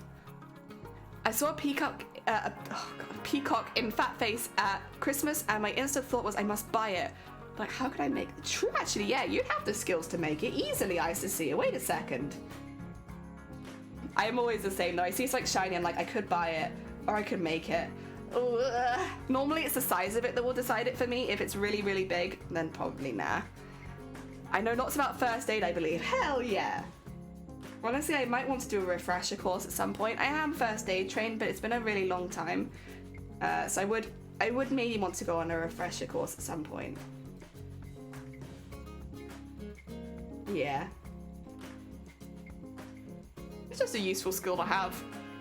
I don't know, I've only had to use it twice, which is honestly 2 more times than I probably would have ever wanted to use it. But, oh. Okay, technically I've had to use it properly twice. And then all the other times it's been useful background knowledge, but it's not exactly what we've had to do. Yeah. So yeah, don't rely on me for CPR, you just deal with the blood. Yeah, I've had 2 instances. One was, bless her, a very old lady. Well, she wasn't actually that old, but she was fairly old. It was like really icy, and I was on my paper round, and I watched her fall over, and she cracked her head open, she broke her arm, both her wrists, and like she was fully concussed, she could not get up. She was kind of awake, sort of, but not really. She had her eyes open, and she was there, but I think the bang on the head did a number on her. So there was that one where obviously we had to call the ambulance. I actually went into her house, which was nearby, and grabbed lots of blankets because it was snowing, and got her in recovery and did what I could to make sure she wasn't going unconscious. And then the other time I watched a car pulled out in front of a motorbike, and the motorbike went wah, right over the top. And he was all right. He was fully in shock, and he did, I think, break some stuff, but he didn't notice immediately. And we couldn't get the motorbiking armor off him safely. So we mainly just got him out the road. And those are the only 2 times I've had to use it. And honestly, both times were absolutely terrifying, and I'd be okay never having to use first aid again. It's very, very scary. But I do feel like at this point, if I had to do it again, I would be a bit out of practice. So yes. Oh. Maybe friends want to go out. I feel like I would run out of energy, but if I chill at home and sleep early, I could be fit early tomorrow. I'm afraid that if I sleep now, I'd go back into my routine and be able, you know, there is nothing wrong with being awake all night unless you have work in the morning. But yeah, I am very much a routine lady. I go to bed at like 10:30 to 11, and I wake up at like between 7 and 8 normally. And that's good for me. I do sleep a lot. I get very sleepy. Oh, glad you were there then. Oh, she was lovely. I was really, really fortunate because she didn't know who I was, because she was barely there, to be quite honest, but she could see who I was delivering papers for, so she got in contact with the paper people, who then got in contact with me and was like, she's all right, because like, you know, she went to in the ambulance, and that was it. I don't know what happened to her after that, and like, I'll be quite honest, it really was weighing on my mind if she was okay, because she was in a pretty rough state when I found her. So yeah, I was quite worried about it, but she got in contact and was like, you know, I'm fine, I'm making a recovery, I had a few breaks, but I should be okay. And then she sent me a gift card as well, which was really, really sweet. I'm like mildly surprised that the newspaper company actually sent that to me. But they did. It was very sweet. But mainly it was just nice to know that she was all right, because you send someone off in an ambulance like that and you just don't know, especially when they're a bit older. Like, you worry. At least I worried. I kept delivering her paper for a while. There had been no one there, and I was just like, oh god. Yeah, so yeah, thankfully she was fine. And then every time when I'd come and deliver her paper, when she did go back to the house again, she'd come out and greet me, and like we'd have a little chat, and she was really, really nice. And it was lovely. And then when I stopped doing the paper round, I let my sister take over it. So I made sure she knew that it was my sister doing it, and then yeah, it was nice. It was really nice. She'd keep an eye out for my sister too. It was very sweet. Could have gone a lot worse. But they teach, like where I was growing up, they taught us first aid really young. So I was quite lucky that I'd only learnt it like 6 months prior, but like I had learnt it. Oh dear. Have a teeny tiny nap. They escalate quickly, same. I finished stream yesterday and had a 3-hour nap. I was not intending to have a 3-hour nap, but I did. I still slept good last night though, so it's all good. But yeah, CPR scary. Yeah, CPR is very scary. I've never had to practice CPR. I've had to put people in the recovery position. And knowing basic things of what to do, because both the people that I've dealt with have had quite bad head injuries. Like, you know, don't remove your helmet, don't take the armor off, keep them still, like that sort of stuff. But I've never had to CPR. I know some of my colleagues have, and I know it's been very, very hard. It's very hard. Ah, dear. Zero, welcome on in. Oh dear, and yeah, they've gone to bed now, but I'm sure they appreciate it. Majuffers. I can use a defib though, yeah. I remember, honestly, it was a really hard day at work. I will say, they were fine. The ending of this story is they were fine. But I remember a day at work once where someone had come in with their baby, and their baby was very young, very, very young. And it's always fun, you see a new baby, it's cute, sweet. But this baby suddenly took a real turn for the worse, like very suddenly. They came in and they seemed fine, and then they started turning blue. And this baby would have only been a couple months old. And one of my colleagues had to do chest compressions on this baby. And literally, they saved this baby's life because they were breathing by the time the ambulance got here. And we know because the mother came back in and thanked my colleague for everything that they did. But that was honestly big ups to my colleague who did that. They did, I think, go home from work early because honestly that's a sort of situation you're not paid enough for in retail. Like she's paid the same amount as me and she saved a baby's life. But yeah, she that was amazing. But honestly, I think I'd be too scared on like such a young baby.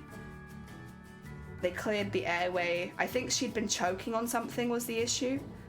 Yeah. So they were like patting her. They were like, yeah. It was just my job to get a screen up so no one could see because of it. What is it called? It's the thing where people can't help but look at a disaster. There was a lot of people just standing there like, I was like, stop. I understand this is in a very public place, but like, this is so inappropriate. Please don't just stand there and watch. Yeah, it was, yeah, my job was to get a screen up and like with a couple other girls, make sure people weren't stood there watching. But yeah, thankfully everything was fine. Baby was good, baby came back in with mother, everything was fine. But like, I guess it's the kind of thing you have to prepare yourself for if you learn CPR. Because like, whew, scary. I only had to do it on a dummy. Yeah, I've only done it on a dummy as well. Me too. I've only done it on a dummy. Never on a real person. You missed it. Oh, I think they are not EU times. So I think they needed to get some good sleeps. Yeah, my colleagues were hardcore. Like, once again, retail workers do not get enough love. Like, people would, like, the next day would be, like, beating this co-worker down for, like, just stupid stuff. Like, you mean you don't have it in stock? Why is it so expensive? Meanwhile, that same co-worker saved a baby's life the day before and is paid minimum wage to do so. It's like, honestly, service workers, not given enough ups. Like, they're amazing. They do amazing things and you don't see it. Oh, dear. Like, I had this one co-worker who would every week bring in, like, cake or cookies or something like that. And like, whenever someone was having a hard day, like they'd been yelled at a lot or something like that, this co-worker would take my colleagues aside and like feed them cake and give them tissues and let them have a bit of a cry. And like, no training for that. They were just an amazing person. And like, whenever I'd see someone yelling at that particular coworker, it was like one of the few times I'd get really mad, because like, they're so nice. And they make cakes for everyone every week. They make sure any of the younger members of staff who are a bit worried or scared know what they're doing. They're so nice. They were like a real mum around the business in the nicest possible way. And I get so mad if people were yelling at her. She didn't deserve it. Oh my god, B, welcome on in. How goes the Apex? I hope you're doing well. I call it filming syndrome, when they'd rather film it than help. Yeah, I will say, I don't remember anyone getting their phones up. I do remember a lot of people just being like, and it's like, I get it, because you also want to make sure the baby's all right, but the priority should be with the mother, who is obviously very distraught right now, and the people that are giving her medical attention. Yeah, so I think a lot of retail businesses have screens. Those screens are basically so if somebody has a medical episode or an episode in any kind, that we can shield them from the public eye a little bit. Even if someone just feels a bit faint, like we'd have a lot of older people come in and they'd get a bit faint suddenly, and we'd get them a chair, we'd put the screen up around them wherever they were, just so people weren't ogling them while they felt better, because like, again, they don't mean any harm, but it could be quite an embarrassing situation if you're going into a store and you suddenly feel faint. Like, you don't want people staring at you.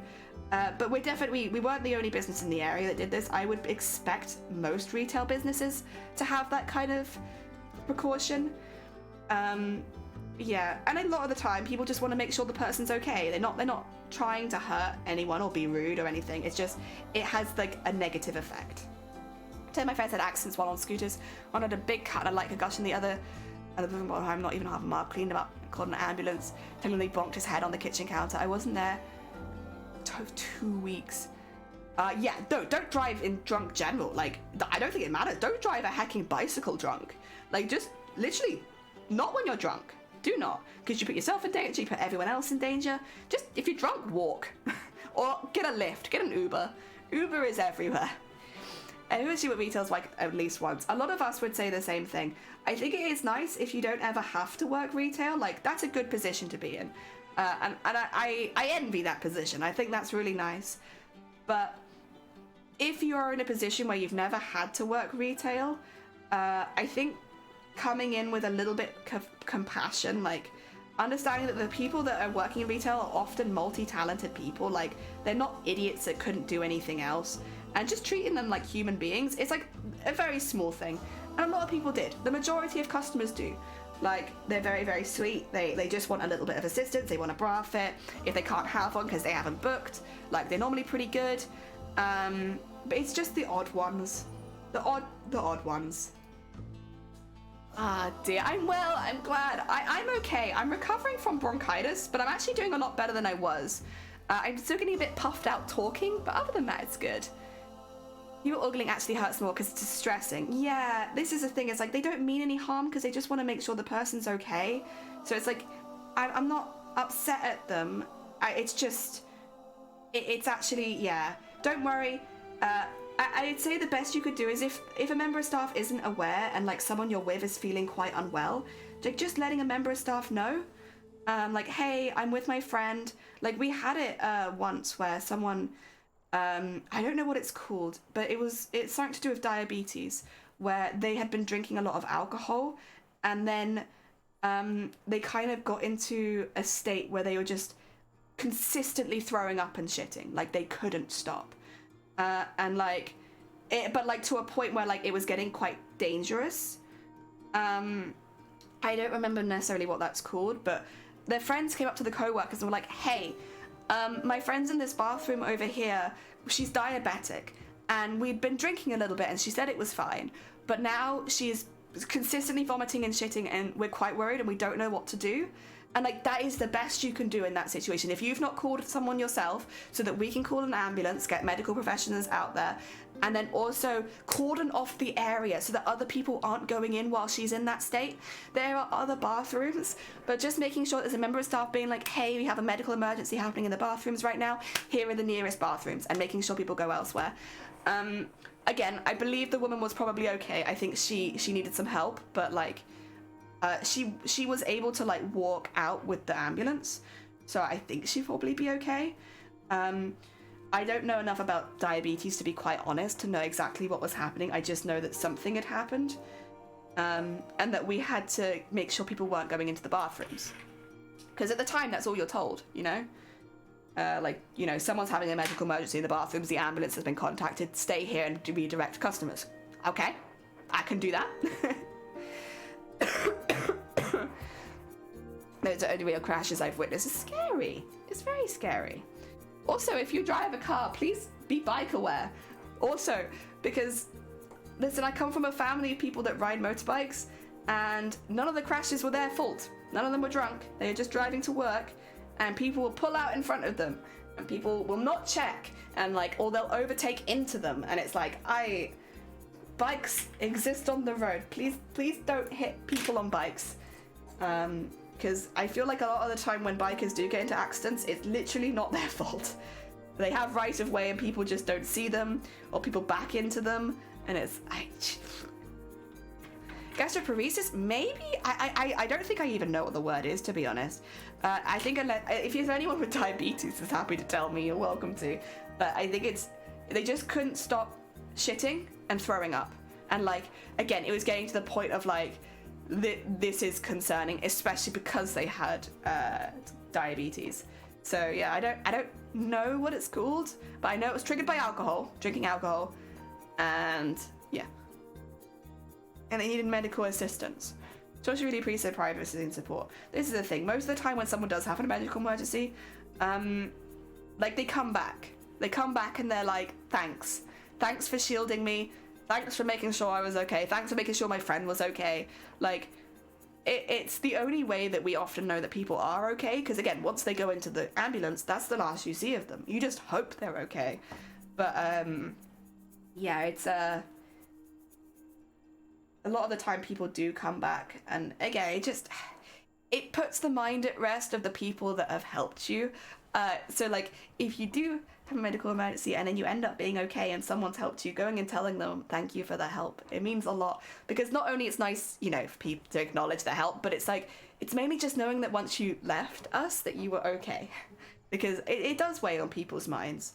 I know the first aiders, the people that did respond to first aid calls, in where we worked, were often like, would spend the rest of the day just like this. Like, I hope I did enough. Did I do enough? Was it okay? Was it enough? And it's like, there's nothing you can really say, like, to help other than like, you couldn't have done more. Like, it's difficult. Ah, dear. Weirdly, I like watching shows like Ambulance and Police Interceptors, but I enjoy more when you witness the kind of strangers, and I think it gives my faith in humanity restored. Yeah, most of the time, I've seen, so I will say, like, I had a slight incident. Well, I was in a pretty bad place.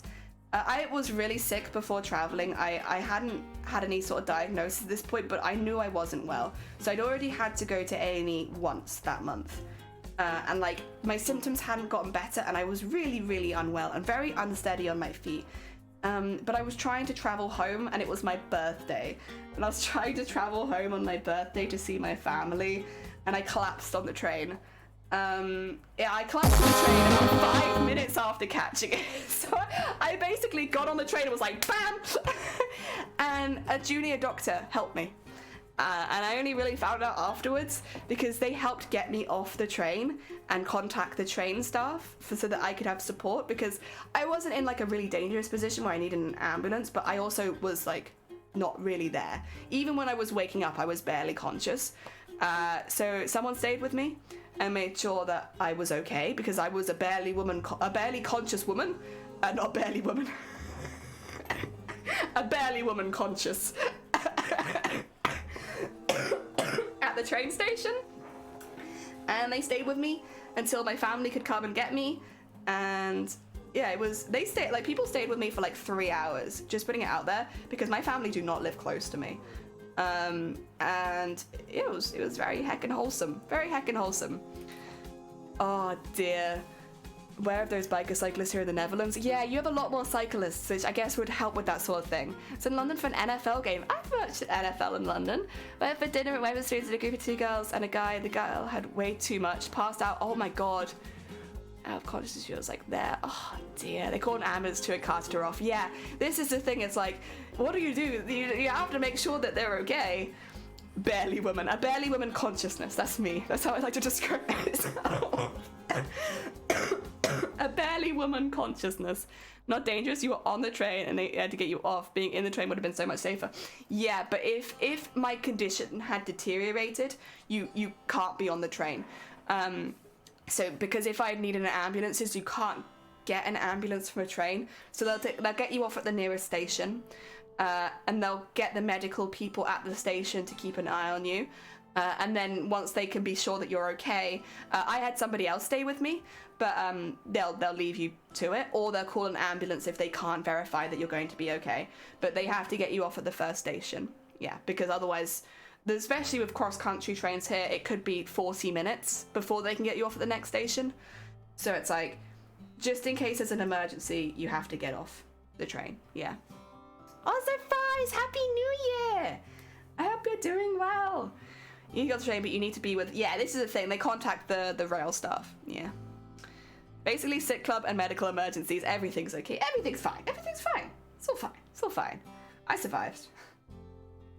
Oh dear. It's probably... the thing is, I'm glad that I got probably what will end up being the worst birthday in my life out of the way early. Because since then, every birthday's been lovely. I've had lovely birthdays since then. They've all been great.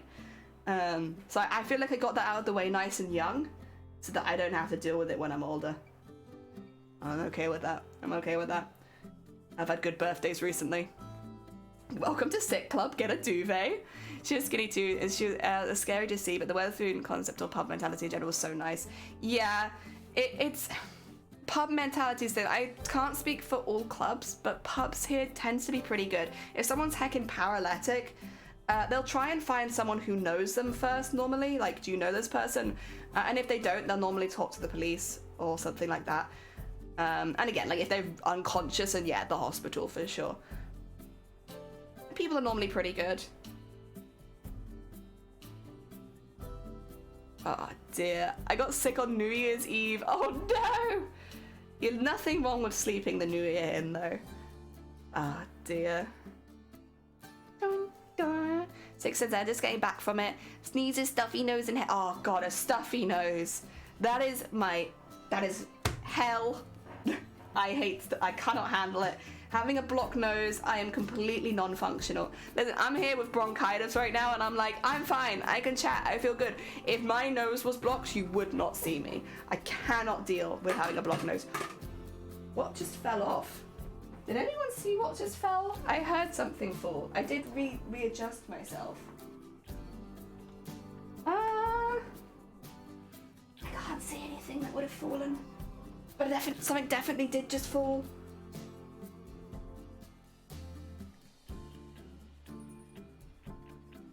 I'm not sure what it was though. Oh god, something's fallen. Oh well, it'll be fine.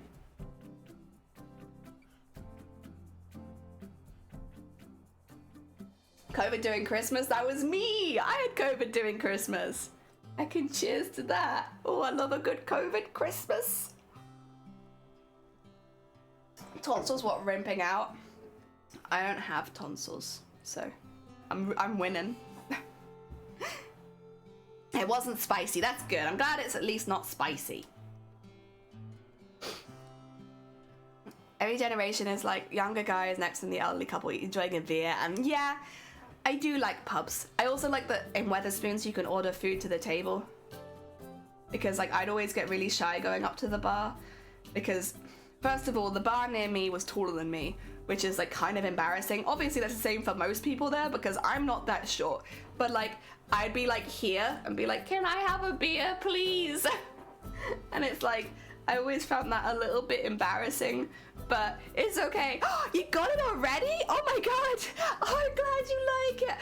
It's obviously nowhere near as much as you gave me, but I was like, I know that there are dragons in this shirt, so I'll do a dragon. I'm glad you like it. Also, I'm sorry that it's so heavy. I didn't really plan that out, but it did end up being quite hefty. Hi, I am not 4'5". That's not true. Spicy nom nom. Good morning. I used a nose face today and it's the first time you've been able to breathe out of my nose. Hell yeah. Thankfully your tonsils look better. Yeah, my throat looks really weird. I had my tonsils out, but I had my tonsils out because I had like an excess of scar tissue on them. Which is like another problem, honestly. I got a lot of scar tissue inside of me. I give you like scar tissue, it's all on the inside. But yeah, so my throat looks kind of weird now. It just looks kind of weird. Because they took them out, but there's still like a lot of weird tissue-y bits in there. It just looks kind of funky. It's alright though, most people don't look down my throat. You know, when I'm streaming, it's not the first thing I think people are looking at.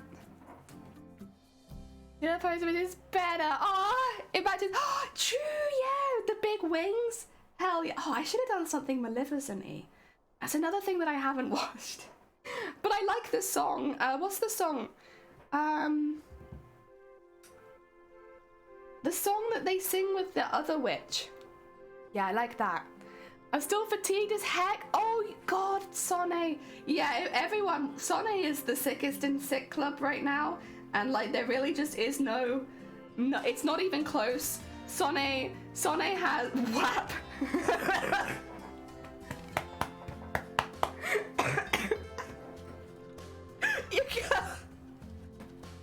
Yeah, WAP's my favorite song in Maleficent.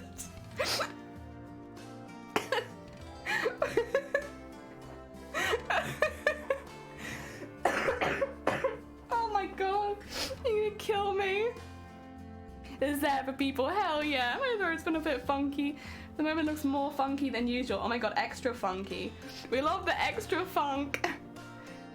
Oh dear. Oh, what's it called? I don't remember. But there was like a song that I've definitely heard and I really liked it. And it's like they sing it with, I think, Glinda? Oh dear. Like a duet. It's cute. I liked it. Oh. That's Wicked? Is that not the same thing? Is Wicked not the same as Maleficent?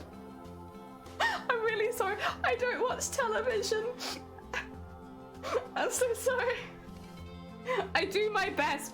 Please just assume that I'm like your grandma who appreciates and encourages your hobbies but also knows nothing about them. I really like... I'll make sure that when you finished it, I'll be like, I really like your Wizard of Oz costume. That's a really good Wicked Witch of the West. Oh, God. Oh, dear. Alphabet's from Wicked. I'm sorry. Wait, who? I think it's just because there's green. There aren't any dragons in the Wizard of Oz. Are there not? Oh no, those are monkeys, aren't they? They're not dragons. There's lions and tigers and bears and monkeys. Oh dear. And tin men! Are you posted? Is this Maleficent? I love the designs you were posting recently. Oh no, the dragon! I'm glad you like it. It's a hefty bead. She ended up very heavy. Can't believe no one said oh my. Oh, there we go. I used to see it's got ya. At least you're a lovely grandma that encourages sewing hobbies. Yeah, it's like, I really appreciate all of your hobbies and I love watching you make costumes. I'm just really sorry, I don't watch movies or television, so a lot of what I'm doing is guesswork. Sonne is the leader of the sick. Sonne is the leader of the sick. They are. Norovirus is, I think, the most sick that I have ever felt in like a week. It is horrible. An absolutely horrible disease. So, Sonny, our hearts go out to you. I'm sorry that you're going through that. One of the biggest streamers, YouTubers from Germany got 3 8-gig flash drives for Christmas from his family. Oh, that's really sweet. I'm happy with the design designs I'm working on. I'm excited. I love the idea of the faces on the back. That's gonna be so cool. That's gonna be so cool. That's gonna look amazing. I'm almost jealous that I can't do that sort of thing with this costume, but I think that's gonna look so cool. Oh dear. Sonic can be the leader. Yes. Yeah, as long as it's not cult. It's not a cult. Don't worry. Sorry to hear that. Yeah, it's the vomiting shitting one, which lasts like a week. And it's very, very contagious, so you have to, yeah. The needle felting faces will be a good twist. It's gonna be so cool. Oh my god. Are you going to have it deconstruct so that you can walk around the floor? Because, although actually the dress is not too outwardly big, is it? It's like, it's pretty slim fitting. I guess you just have to remove the wings. And that's only if they have that same rule again, which, god damn it, I hope that they don't have that rule. No, okay, fair enough, babe. You think I could walk around in those wings? I mean, maybe? I don't know, I'm not sure. Thank you for the lurk, babe, and I hope work's going well. The first cut is always the hardest. Deep. Deep and meaningful, wow. Oh dear. I'm gonna try, I think for mine it should be fine as long, I'm gonna have to be able to take the headpiece off so that I can see properly, but then I always design costumes so that I can't see on stage because flashing lights. I love that. Oh dear. But yeah, so I'll have that removable, and then I think it's just the cape. Mine's relatively small, honestly. Do not care for the rules, I'll just walk around looking scary anyway. Honestly, that might be fine. Like, people were just walking in last time and not being stopped. So, like, you might be fine with that. Have a spot or two, yeah, just in case. Happy working, Bateman. I hope the head's better. Yeah, I hope so too. I hope you feel okay. If not, there's space in Sick Club. Yeah, welcome to Sick Club. Actually, Killer from DBD because she's sensitive to light. This is why I used to play matches as Killer every now and again because I really enjoyed it. But because of the torch gimmick where you could just flash the torch in the killer's eyes and your whole screen will just flash white, white, white, white. I can't do it anymore, it's not safe. So I can only play Survivor. Which is a shame, because I would really, really like to have, I would have loved to have, you know, practiced Killer a little bit more. But when there is literally something you cannot stop happening where your screen flashes in white, it's like, yeah, I can't play that, funnily enough. And like I will say most survivors don't use that strat because it is quite scummy. But like, yeah, it's a strat, people do it, and it means that anyone who can't do flashing lights can't then play. Sad. Big sag. But it's alright, it's fine. I'll live. I haven't played Dead by Daylight for a while anyway. It's all good. The killer's just targeted my butt? No! Here I am making jokes till he's actually in danger. It's not that bad. I'll get a migraine. I'll have like a really, what do you call it?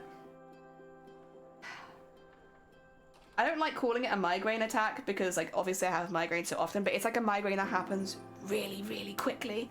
So it's like there's not enough time to quickly take medication to stop it. So it's like an unstoppable migraine.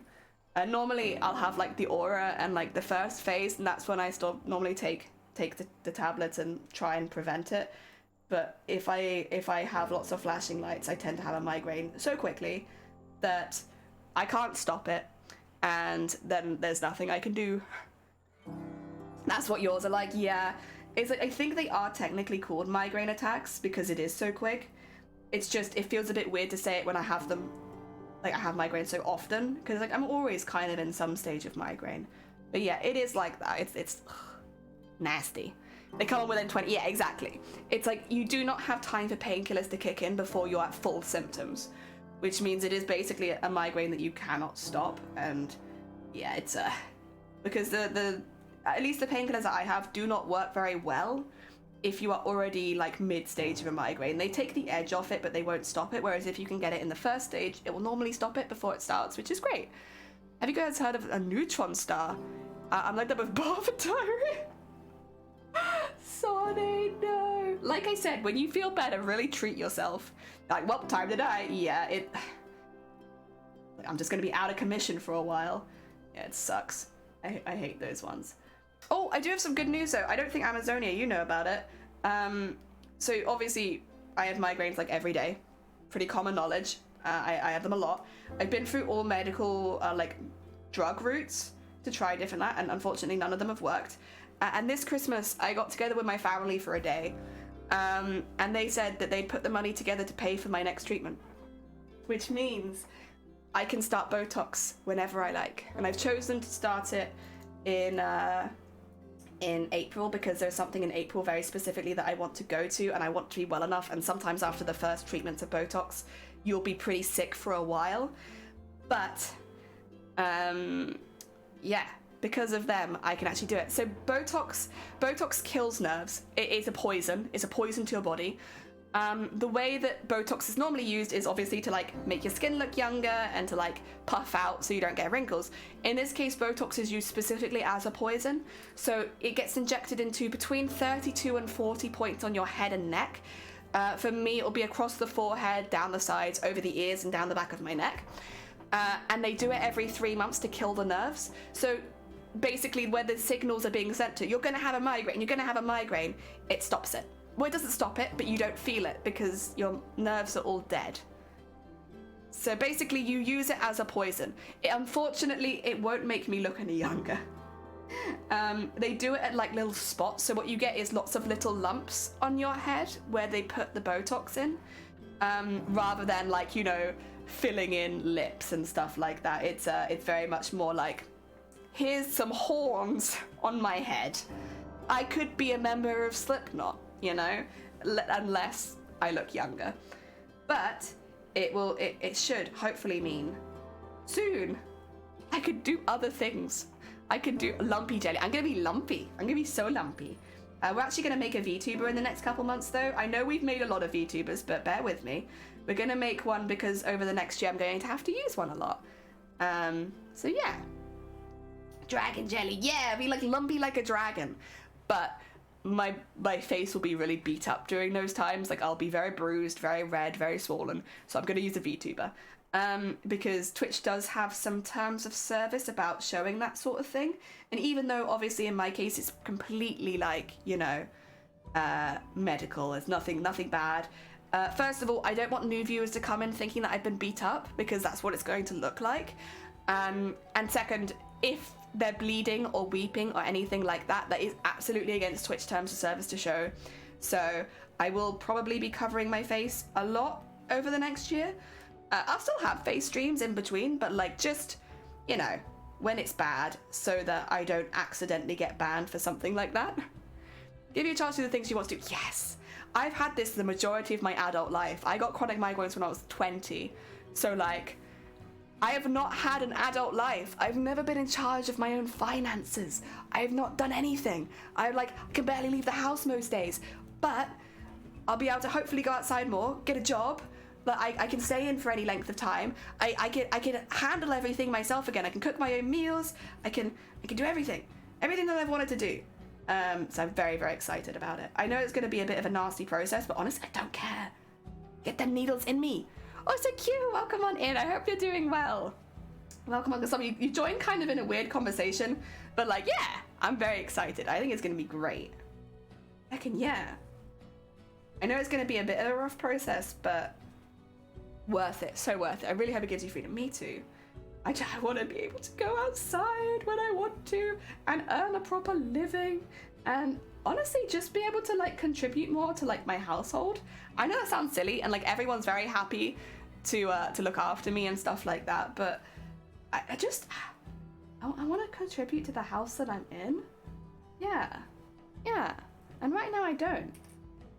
Not very much. I contribute with being hilarious, you know, but like not with anything else. Ah, dear. Botox, you're a little weird. Yeah, but unfortunately not like, I'm not gonna look younger. It's not gonna make me look younger. If anything, actually, this Botox can make you look older. Because it kills your nerve, you can end up with a slump, but I already have a slump, so... like, I already have it where one eye is a lot more covered than the other eye. So on this eye, I have lots of eyelids. On this eye, I have less. Yeah. But it's not too bad right now. Right now it's manageable. I do have like a bit of an eyelid on both sides, but it's already there. So I probably, oh, wrong one. That's the next costume. Oh dear. That's something to do. Yeah, I want to be my own person. I want to do my own stuff. Like if I want to go down the shops, I don't want to have to ask someone to come with me, you know? To make sure that if I have a turn that I'll be okay. Like I also will really, my vision's been bad for a long time, and like we don't talk about that too much because I don't like people to worry too much because obviously I use needles and stuff like that. It'd be so nice to have like proper vision again. Like I have had it where like one side of my face is basically blind for like years at this point. It'd be so nice if I could see again. Oh my god. We'll get there though. We'll get there. Feeling independent is a super important thing. Yeah. Like, I'm 27 and like, I've not been able to look out for myself like my entire adulthood. It'd be so nice. You look like a teenager. No! I got the, what do you call it? The smiling wrinkles. And I'll be honest, if I'm gonna get any wrinkles, I want them to be wrinkles from smiling. I'm okay with that. Okay, so yeah. I would oh, you. Spoilers. It's okay. Everyone knows. It's fine. They're only little bit spoilers. Ah, dear. Can you have short recap and wide Botox? Yeah, so it's to help with health issues. So Botox is I don't know what you'd call it. It's like, it used to be the last ditch resort. Thank you for the hydrate. But now there is actually something you can do after Botox for people that have chronic migraine. Also other head diseases. I think they also use it for trigeminal neuralgia as well. Basically what Botox does is a poison. It's a poison for your body. So what it does is when you inject it is it does kill the nerves in that area. Now most people do it every few years and they like maybe get like to like have like a lift of their cheeks and stuff like that. But what I'll be doing is getting 30, I think it's 36 injections for me, across the head, over the ears and down the back of the neck to numb those areas. So it won't be to look younger, it'll be completely to destroy the nerve endings there. That way when my body's sending signals, because I will technically still have migraines, when my body's sending signals to have a migraine, instead of feeling the migraine, it should just be numb and I won't have to feel it. Most people who go through Botox will still report having migraine symptoms. They'll just be really, really mild. So like instead of having a full-blown migraine where I'm bed-bound and I can't eat anything and I feel really sick, it might just be like I have a slight head twang and I feel a bit nauseous, which is like, it's still not great, but it's night and day to where I am now, where most evenings I'm spending in bed. So yeah, it'd be a lot better and it'd give me a lot of life back. I'm getting older. I have crow's feet at the outer corner of my eyes. Yeah, but these are good ones. Crow's feet are good. Crow's feet means you smile a lot. I obviously, like, everyone's a bit different about wrinkles, but like it means as you get older you'll look like one of those happy old people. Yeah. You'll look like a jolly old person one day. Oh dear, so I'm not getting rid of my wrinkles. Ironhide, welcome on in. I found Dwayne Johnson lives in an apartment above mine. Oh god damn it, Iron. Some medication help then, or doesn't it work after the injection? So medication is what they'll normally try to fix it with. So in Wales, you have to fail on 4 different medical treatments before they put you to Botox. So you have to try 4, or is it 3? It's 3 or 4. I've done 4, where you have to try 4 different types of preventative medication for your migraines. And if one of them works, great, you can keep taking that. But if it doesn't work, that's when you go for Botox. Chronic migraine is at least 16 migraines a month, but most people who have chronic migraine have symptoms every single day. You can take topical painkillers, so triptans for migraines, but you can only take them twice a week. So for someone like me who has symptoms 7 days a week, it means I get the weekends off, but Monday to Friday I'm still migrained, right? And even then, sometimes the triptans won't work, especially if it's been a migraine triggered by something, like eating a lot of sweets or flashing lights most commonly. So yeah, it means I get 2 days off a week, but I still have 5 days a week where I have migraine symptoms. And also triptans do have a lot of side effects themselves. They can make you feel quite sick and very spacey. I often forget big portions of time. It's stuff like that. So they're not without their detriments either. I didn't know you get them on your face or foreface. I know you get them in your necks and shoulders. Yeah, so Botox in the face is specifically for migraines. They'll normally put it at the points where the pain is, which is why you get it like here, over the ears and down the back of the neck. Since those are the most common points for migraine. But depending on the person, you'll have less or more injections. That's why it's between 30 and 40. Because people who have pain at other areas might also need a few extra injections. There certain will be a minimum than bed-bound crippling day. Yeah, exactly. So what I tend to find is people with intermittent migraines will have really bad migraines most of the time when they get them, and they'll have them like a few times a month, maybe a few times a year, but not normally like, you know, 15 times a month. I don't think I've ever met someone who's been on the border of chronic migraine. It's either you have a few a month or you have every single day. It's not to say that those people in the middle don't exist, but I think it's more common that you either have migraines every single day or you have them like once a week, once a month, you know. It doesn't seem that there are very many people on the border. There probably are. I've never met any of them. Oh dear. Grab it! Oh dear. Imagine it's not cheap though. It's not. This is why it's been such a... I'm very, very fortunate. I'm very, very lucky. Like, so this is pre-pandemic. I'll give you guys an idea because it's actually more expensive than this now. But pre-pandemic, it was £300, not dollars, per one treatment. And you need at least 18 months of treatments. So you need to pay for at least 18 months. Likely more, but at least 18. Which already puts it like over a couple thousand. It's a very expensive treatment. Now it is more expensive. Yeah. Oh dear. Bella, I've been lurking. Waiting for a hyper to... Oh no! Bless you. Take care of yourself. It's lovely to see you, but I hope you feel better soon. Oh, Lena, welcome on in. I hope you're doing well. I don't know it can be so often or so severe. I think the thing with people with chronic migraines, a lot of them are in my position. You can't work. You can't leave the house. You need someone to help you with basic daily things. It's very disabling. It's actually a lot more common than you'd think, but like, where would you meet someone with chronic migraine? Unless you know someone in your household that's got it, like, you won't meet us. We're stuck in the house all the time. Like, it's very difficult for us to get out, and often we need a lot of help. So it's like, it's not surprising that a lot of people don't realize that this is as common as it is. I think in America, it's the third largest cause of disability after back issues and something else. But yeah, it's a lot more common than people think it is, but like, you don't see us, we're in bed.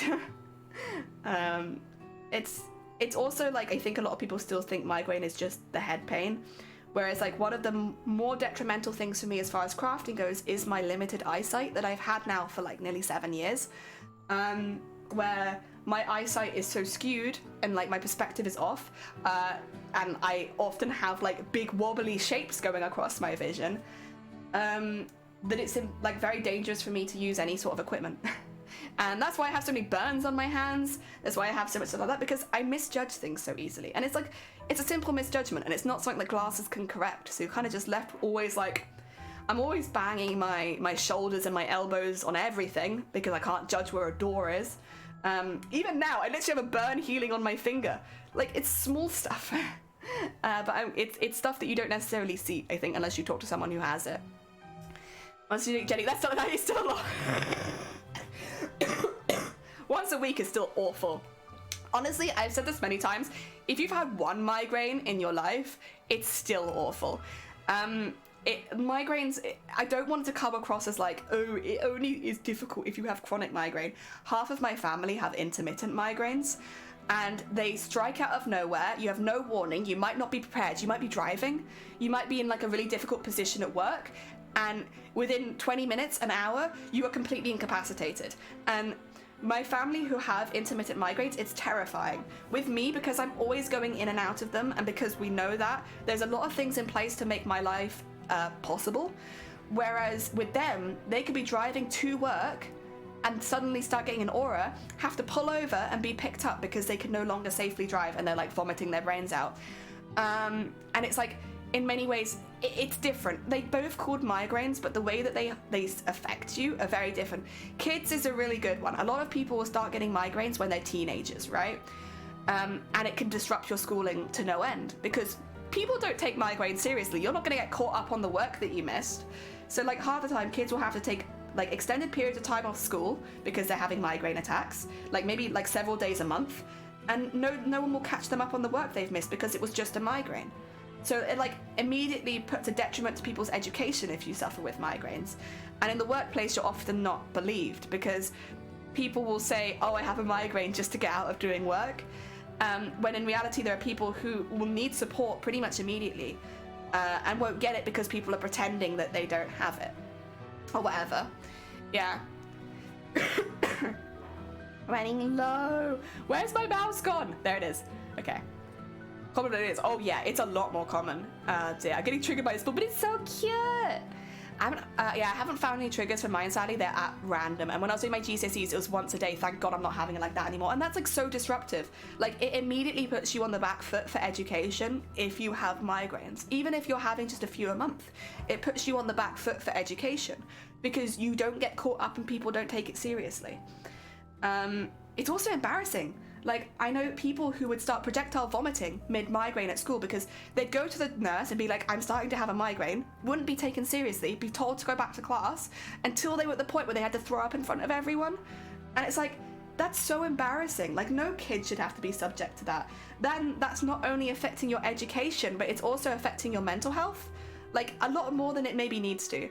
So, yeah, it's like one of those conditions where it's like, it's trivialized. So people don't realize that people like me can exist, and they don't help people with intermittent migraines who are just trying to get through life. It's bad. There's a lot. I could talk about this all day because obviously it's like that affects me very personally. Not only because I have migraines, because my whole family does. It's nasty. I feel like if a human really wanted, we could have good solutions to almost if not all diseases. So that's actually a really fair point. Most for preventative migraine treatments, none of them were designed for migraines. It just that happens that they could help. So the first one I took was an antidepressant. The second one I took was it's like keeps your blood pressure down. The third one also keeps your blood pressure down, and then the fourth one is an anti-epileptic. None of them were designed for migraines. It's just some people have a good reaction to them if they also have migraines. Right now in the UK, we've only just got our first preventative migraine treatment for like that is specifically targeted towards migraines, other than triptans, which is a topical painkiller that you can only take twice a week. Like an actual preventative, we've only just got it, and you can only get it if you failed 4 other medications that aren't even designed for migraine. So it's you can only have the migraine medication once we know that you're not epileptic. You know, once we've tried you on that, and you can see from me. It took 6 years to trial 4 medications because they want to keep upping the dosage. So, and I actually only really trialed 3 because the first one I had an allergic reaction to. So I was on the first one for like a week and then I had to stop it. And then the others I was on for over a year most of the time because they would keep upping the dosage to make sure that it wasn't going to help you. And like just putting it out there, these have pretty negative side effects, like really nasty ones going on and off them. So like, you're giving yourself all these other side effects and you're getting no help. Kids at school really struggling with migraines. Yeah, it's really common. Yeah, I got in trouble for spending the day. Yeah, like this is a thing. You're really looked down on. If you have migraines, in school especially, people look down on you for it. You'll be told off for it. You won't be believed. And then it actively affects your education because they're not thinking that you need like, oh, you won't need to be caught up. Even if you've taken like 2 days off for like, it's not treated the same. It's treated like a trivial thing, and I know schools are starting to get a bit better with it. If you're curious as well, I always have a link under my stream to the Migraine Trust. And the Migraine Trust is a UK-based charity, but they work on basically getting better stuff in schools and workplaces for people with migraine, intermittent and chronic, so that there's easier to explain to employers, and basically there is support stuff in schools. They go around, they do talks and stuff like that. Basically educating people on what migraines actually are and why they require support. So if you do want to find more out from like professionals, there is a link underneath the stream. Oh, so cute. Thank you so much for the follow. It's very kind of you. Kiki, welcome on in again. I hope you're doing well. I really understood it, but you're doing a great job highlighting how bad it could be. It could, like, again, and just to be clear, having one migraine is terrible. You know the percentage of people that the first time they have a migraine, they go to A&E. They go to intensive care because that's how bad it is. If you've never had a migraine, people will take themselves or get taken to intensive care with migraines for the first one that they ever have because it's terrifying. You're going blind, potentially. You're having excruciating head pain. You can't stop throwing up. You can't see. Everything's wobbling around you. It's like being exceptionally drunk. You can hear and see things. Like, auras are already a type of hallucination, and I've only found out since that a lot of other people with migraines also will suffer with hallucinations during them. It's terrifying. And then afterwards you can have massive gaps in your memory. It's a whole thing. It's not just a headache, it's everything. And the amount of people that will take themselves to intensive care because they think that they're having a stroke. That's the other thing, is there's lots of different types of migraines. Hemiplegic migraines, again, relatively common. You will have half of your body go numb. Like, it is like having a stroke. You will look like someone having a stroke while you have the migraine. You will stop being able to use parts of your body. Like, I think, again, people really trivialize it, where there are people who literally look like they're having a stroke, having all the same symptoms of someone having a stroke, but it's a migraine. And it's not dangerous. I've been taken to A&E with stroke-like symptoms. It's a migraine. I would still say, if you have stroke-like symptoms, please go to A&E. Please don't just be like, oh, it's going to be a migraine. Go and get professionally diagnosed. But it can be that bad, and it is that bad. A lot of people do take themselves to A&E the first time because it's so scary. Every school I've heard has one. I wonder if it's a legal requirement. I'm not sure. It could be. I don't think there's a thing in German medical system as a dumpster fire. Oh, I mean, same. I mean, us too. Some form of first aid facility is a legal requirement. Yeah, that makes sense. That is terrifying. It is. It's really scary. And this is why I always try and emphasize, like, if you've only ever had one migraine, you still deserve support for that one migraine, whether it be the day off work or the day off school, being reintroduced and caught up after you've missed stuff, whether it be a friend driving you home, you still deserve support, even if you've only ever had one migraine, because it's incredibly scary. And you shouldn't feel that if you come to this stream while like, well, I don't have migraines like her, that's fine. Everyone's migraines are different. Yeah, regardless of whether you have one migraine a week, one migraine a month, one migraine a day, or one migraine in your entire life, you still deserve the same level of support. I would say, as a general, just to cover my bases, if you are having consistent head pain or consistent migraine symptoms most days, please do take yourself to a doctor to get a proper diagnosis. The reason is self-diagnosing chronic migraine, it doesn't really exist because the same symptoms for chronic migraine are actually the same symptoms for stroke victims, for people that have brain aneurysms and brain tumors. We all have exactly the same symptoms. So if you are having consistent head pain or consistent migraine symptoms like blindness, like feeling nauseous all the time accompanied with head pain, please go get a proper diagnosis. And when you do go, rather than saying, I think I'm having migraine, make sure that you list out your symptoms. Because it might be migraine. In fact, that's the most likely thing that it will be. But on the off chance you're one of the people that is suffering with potentially a brain tumor, make sure that you go and speak to a professional, because they'll be able to tell if any of your symptoms are concerning. So I did have concerning symptoms, even though I have chronic migraine, and I had a head scan within days on the NHS. That's how seriously they take it. So I saw a neurologist 2 weeks after I saw my first GP because of one of my symptoms being a little bit concerning, and it's a very common symptom for chronic migraine. So yeah, rather than going in and saying you think you have migraines, make sure that you list your symptoms. Yes. That way a doctor can tell you that you have migraines. Or they can make sure that you have nothing more dangerous. Also, up. Oh, come on in, ups. I hope you're doing well. My first migraine was the day we had this fireworks safe. Oh my God. Bless you, Q, that's not a good day. I told the teacher how much pain I was in, and she was like, hang in there, because it could be really difficult to do this course later. Yeah, it's not that. See, this is the thing, is like, you need to be believed. And it's such an important thing for your mental health, but also for your physical health. The belief is important. And again, if you have consistent head pain, please go to a doctor, because I am not a doctor and I'm not here to diagnose anyone. Yes, very important. I had first really bad ones about 1.5 years ago when I was driving. Couldn't see for like 3 or 4 or 5 seconds. Yeah, it's terrifying. Like, For me, I nearly always have one eye is not seeing correctly. It's part of the reason over the last couple years I focused so much on sewing by hand, because I can sew on a machine. There are safety guards in the way to make sure that I'm safe. But I used a glue gun once on stream and I gave myself 2nd-degree burns. I stuck the nozzle of the glue gun to my hand as it was on. And like, it's just because my perception isn't good. So like, I won't think my hand's in the way, and it is. And because I can't see well enough, I'm then ripping it out. I'm not doing the right stuff. You have to be safe. I burn myself nearly every single time I cook because it's difficult. I can't see. It's like wearing drunk goggles and trying to cook.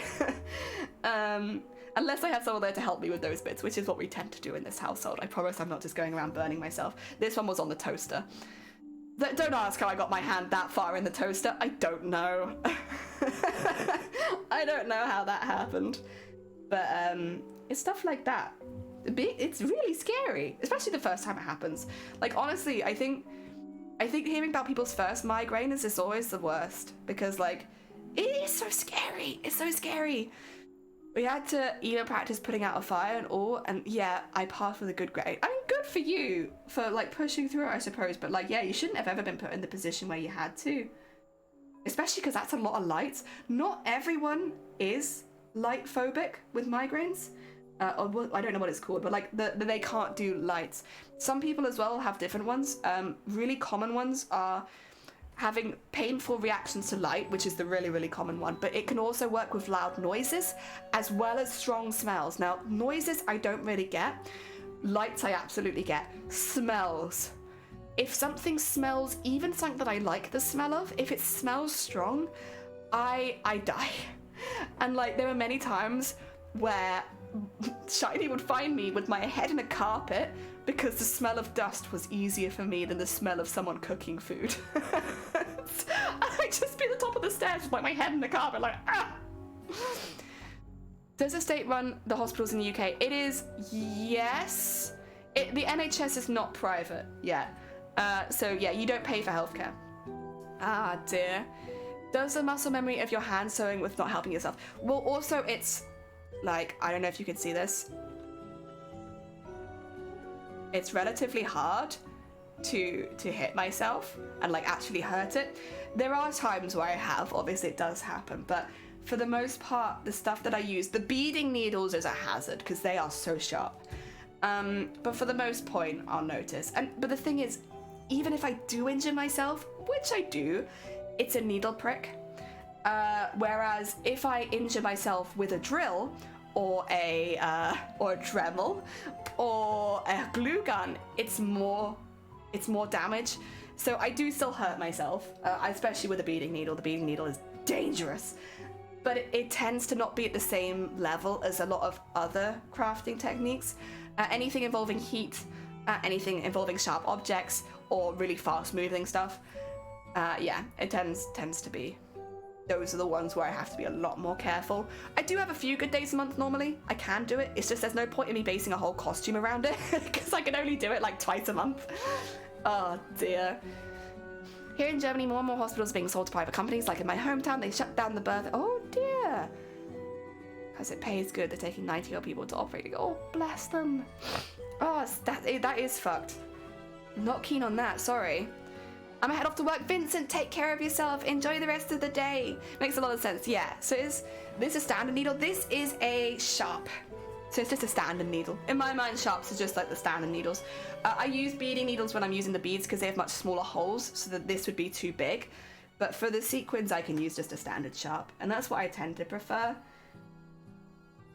But yeah, it still makes me laugh though, because a couple after, so I don't really like talking about it in a judging situation. In fact, no, I absolutely despise talking about it in a judging situation.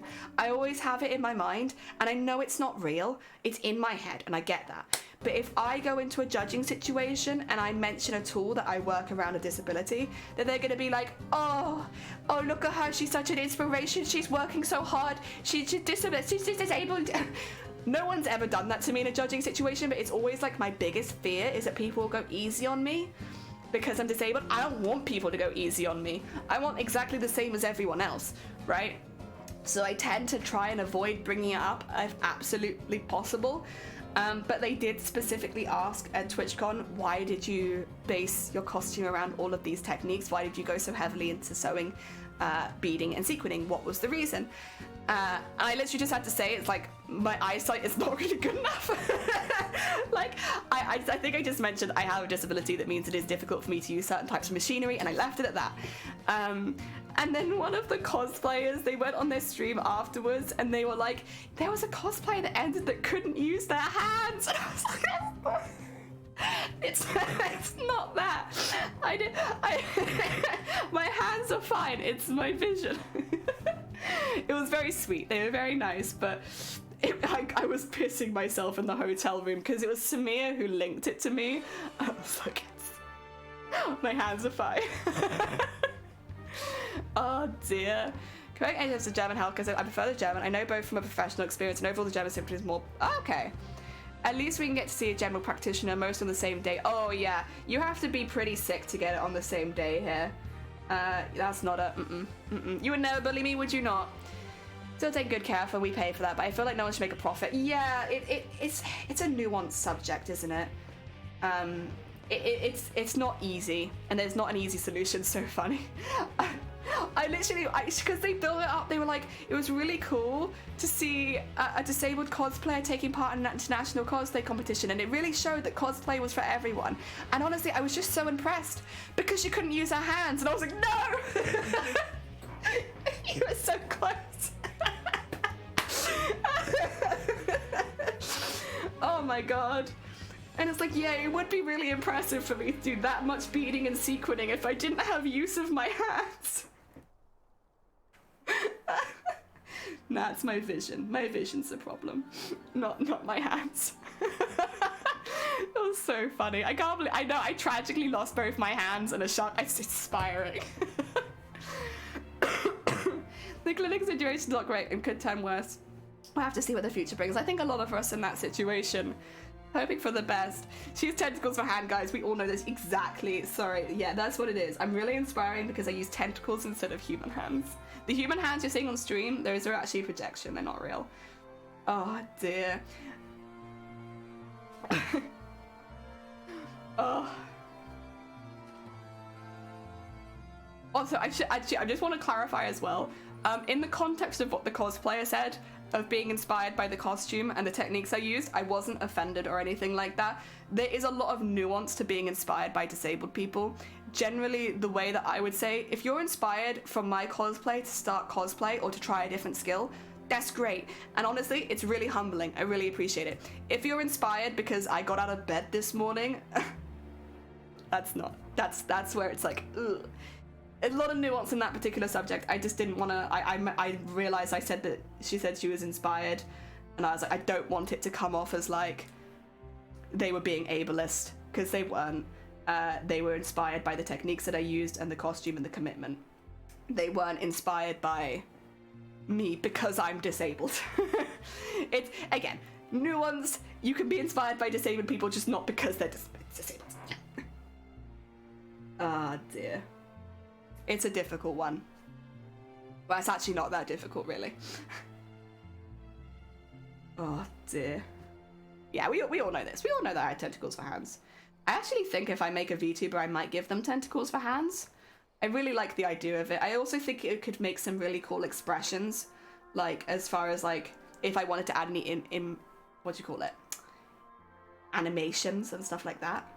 Little movements and poses. I feel like tentacles for hands could look really cool. Getting a lot of weirdly cut sequins. I'm gonna put them over there. They're weird. Orders of comprehension. Yeah, the reason I got a dog's appointment last month was because I had a... Oh! Oh my god!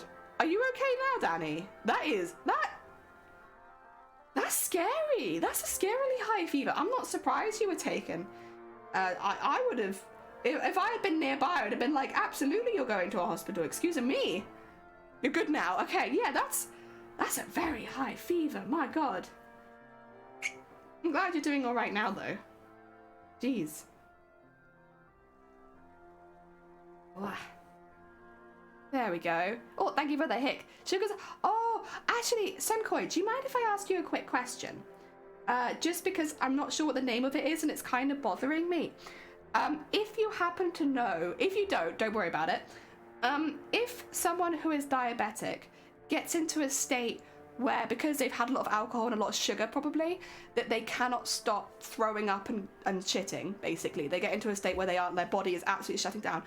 Do you know what that's called? Or does it even have a name?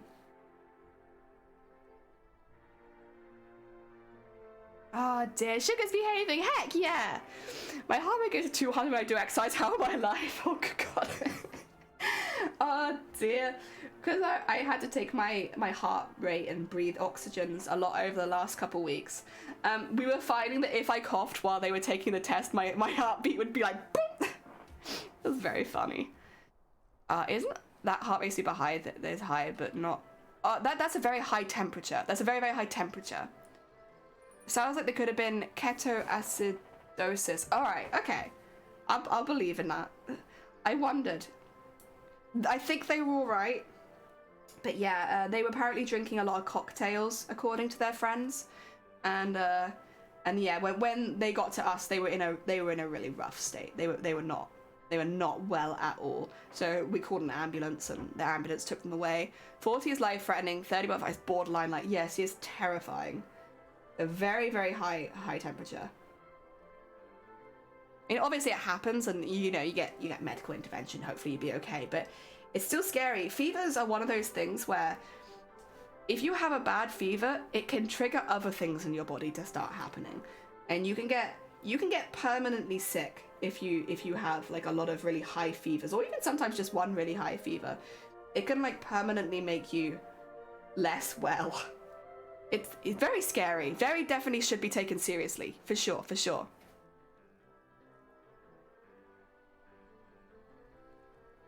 Yeah, my diabetes knowledge is lacking, is what today has taught me. I mean, I didn't think it was particularly high anyway, but I realize it's even more lacking than I thought. Oh dear. How are we doing, by the way? Yay, we're doing pretty well. Okay, so my goal at the moment is to stream longer every single day, and I have been noticing like the last few minutes I've been feeling a little bit puffed out. I mean, but then I've been talking about something I'm passionate about, so like it's not really surprising. But we've gone the same length of time as we did yesterday already, so we're doing pretty good. I'm pretty happy with that. I'm not going to stop just yet, but I don't feel like I need to stop just yet, but I wanna keep going longer every single stream. Take care. Oh, take care. I hope the rest of your day goes well, Isocia. Thank you so much for popping by. It's always nice to see you. If any of you in chat, by the way, doesn't know Isocia is a very, very talented crafter on Twitch. They've not been very well recently, so I'm not sure they've streamed as much, but they normally stream pretty damn regularly. They do amazing crafts. A very, very heckin' talented bean. Definitely send them some love if you've never met them before. They're also just generally like a very sweet bean, which you can probably tell from chat. Indicated I got a fever last checked. It was 40 was high, 42 was borderline life-threatening. Nah, I think 42 is dead. But I could be wrong. Let me just... ISO... There you go. There.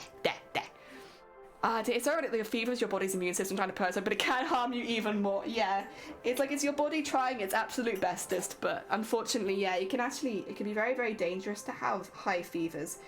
Even just one, but especially if you're getting a lot of high fevers. Because yeah, it can affect your body permanently, which is very scary. Lovely Bean. Oh, you're fine. Take care. I really do hope you feel better soon. I hope you graduate from sick club as soon as possible. I'm good now, but since I've had the flu, I can't sleep. Oh no. You're definitely getting the flu vaccine. Yeah, I was in the same boat as you. I've always been given a free vaccine. And when I went to university, I was like, I'm young. I don't need the flu vaccine. I'll be fine. And I had flu and I was so ill. And it was right after having flu that I started getting lumps appearing on my body and stuff like that. So I am someone who had a high fever and has permanently been sick now because of it. The 1 year that I didn't take my flu jab, and I've had it every year since. And I would highly recommend to anyone else out there, even if you're healthy, even if you're young, if you have access to a flu jab through work, or maybe you just get offered a free one anyway, like honestly get it. It's just not worth having flu. It sucks. It's awful. NHS website lists those symptoms for, oh, okay, which can be caused by drinking. Thank you. I appreciate the enlightenment. Because yeah, Obviously the ambulance knew what they were doing and they knew how to help, but like, she was so unwell. Well, like, our hearts really went out for her. She was so ill. I haven't had a vaccine shot since I was 11. Oh, honestly, I so recommend it, Sonny. Like, avoid getting the flu. Really, it's awful. Even if you have a healthy body, the flu sucks. And it's not like COVID, where like some people have less symptoms and some people like don't even notice they have it. If you have flu, you'll know you'll have flu.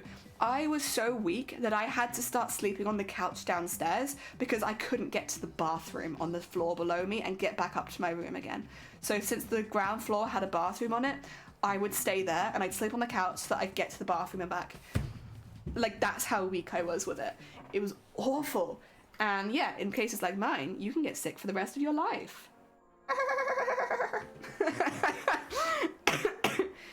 Upper end of fever. My brother was really ill. He had a 41 as a younger kid. Oh my god.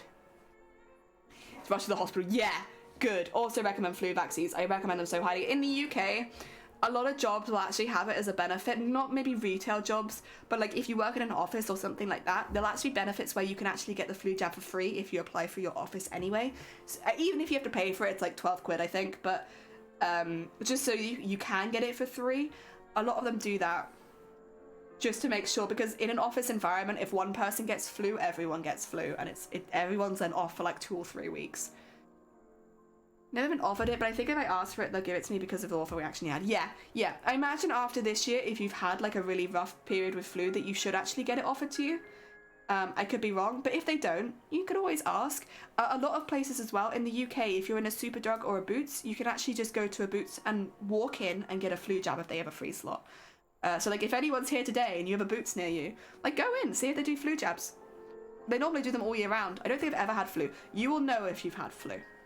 I can almost guarantee it is not mild. We'll put it that way. In the same way that like you know if you've got norovirus, you know if you've got flu. It's like a fever for weeks. It is like you'll feel nauseous constantly. Like it's very hard to eat anything. Your throat. It's like all cold symptoms times 10. And your energy levels will be like 0. It'll start getting hard to walk. It is noticeable. Flu, noticeable. Very, very obvious. And again, it's not really the same as COVID, because COVID, you can have it with no symptoms. I don't think you can have flu with no symptoms. I think everyone pretty much is symptomatic with it, and it's nasty. I got my first invitation for the flu jabs. Oh, guess I won't get an invitation since they fits my heart. You can still ask for it. It doesn't have to be. Depends on your physical state. Can it? Flu can be mild? I don't think I've ever known it, but I'm sure, I guess, probably there are some people out there that can get it very mildly. Everyone I know who's had flu has basically died. They've had like 2 weeks of bed rest, and that's been about that. Oh dear. Not actually died, but like been out of commission for like 2 weeks. At least. Yeah, sorry. Phrasing. Bad phrasing on my part. You mean you can die of flu, obviously. It's not... People do every single year die of flu. Like, it can be a very dangerous condition, especially if you're immunocompromised or have pre-existing, like, lung conditions. That's why they offer, like, heart conditions, lung conditions, people to have the flu jab, because if you do get it, you'll likely be in a much worse state. I will say, when I had it, I didn't have any of those. I was fine. I'm still bloody sick. You die of water. Yeah, you can die of water. You can drown. I remember hearing stories. I don't remember which drug it was, but like there was it meth? It might have been meth, where like people get really hyperfixated while it's on meth that they're not hydrating enough. So they drink a lot because they're worried they're going to dehydrate because it dehydrates you or something like that. I think it's meth. It could be something else. But then, because they're hydrating so much and they're not realizing they're hydrating so much, they drown themselves from drinking. Terrifying. Terrifying horror drug stories. Oh dear. I honestly take COVID over flu. I've had both and I felt less ill with COVID, and I don't want either of them again. I've been pretty ill with both of them, but COVID I've only been so bad with because I got bronchitis straight after it, which obviously can happen with COVID. It can happen with flu as well, but like that you can, if your immune system is weakened, that you can pick stuff up like which is where pneumonia gets so dangerous, right? Because you have flu and then you get pneumonia, or you have COVID and you get pneumonia. But yeah, so I got a bit unlucky by having that happen. So for me, it's probably been about equal, but I would say if it hadn't happened that I'd got bronchitis straight afterwards, flu would have been worse for me. But this time, having the bronchitis really sucked. And also because it's like so long term. It's like, I'm gonna have this for like months now. Great. News. Just that you'd be 1,000 light years away if you do. Hell yeah. And then if you're like feeling a bit dehydrated.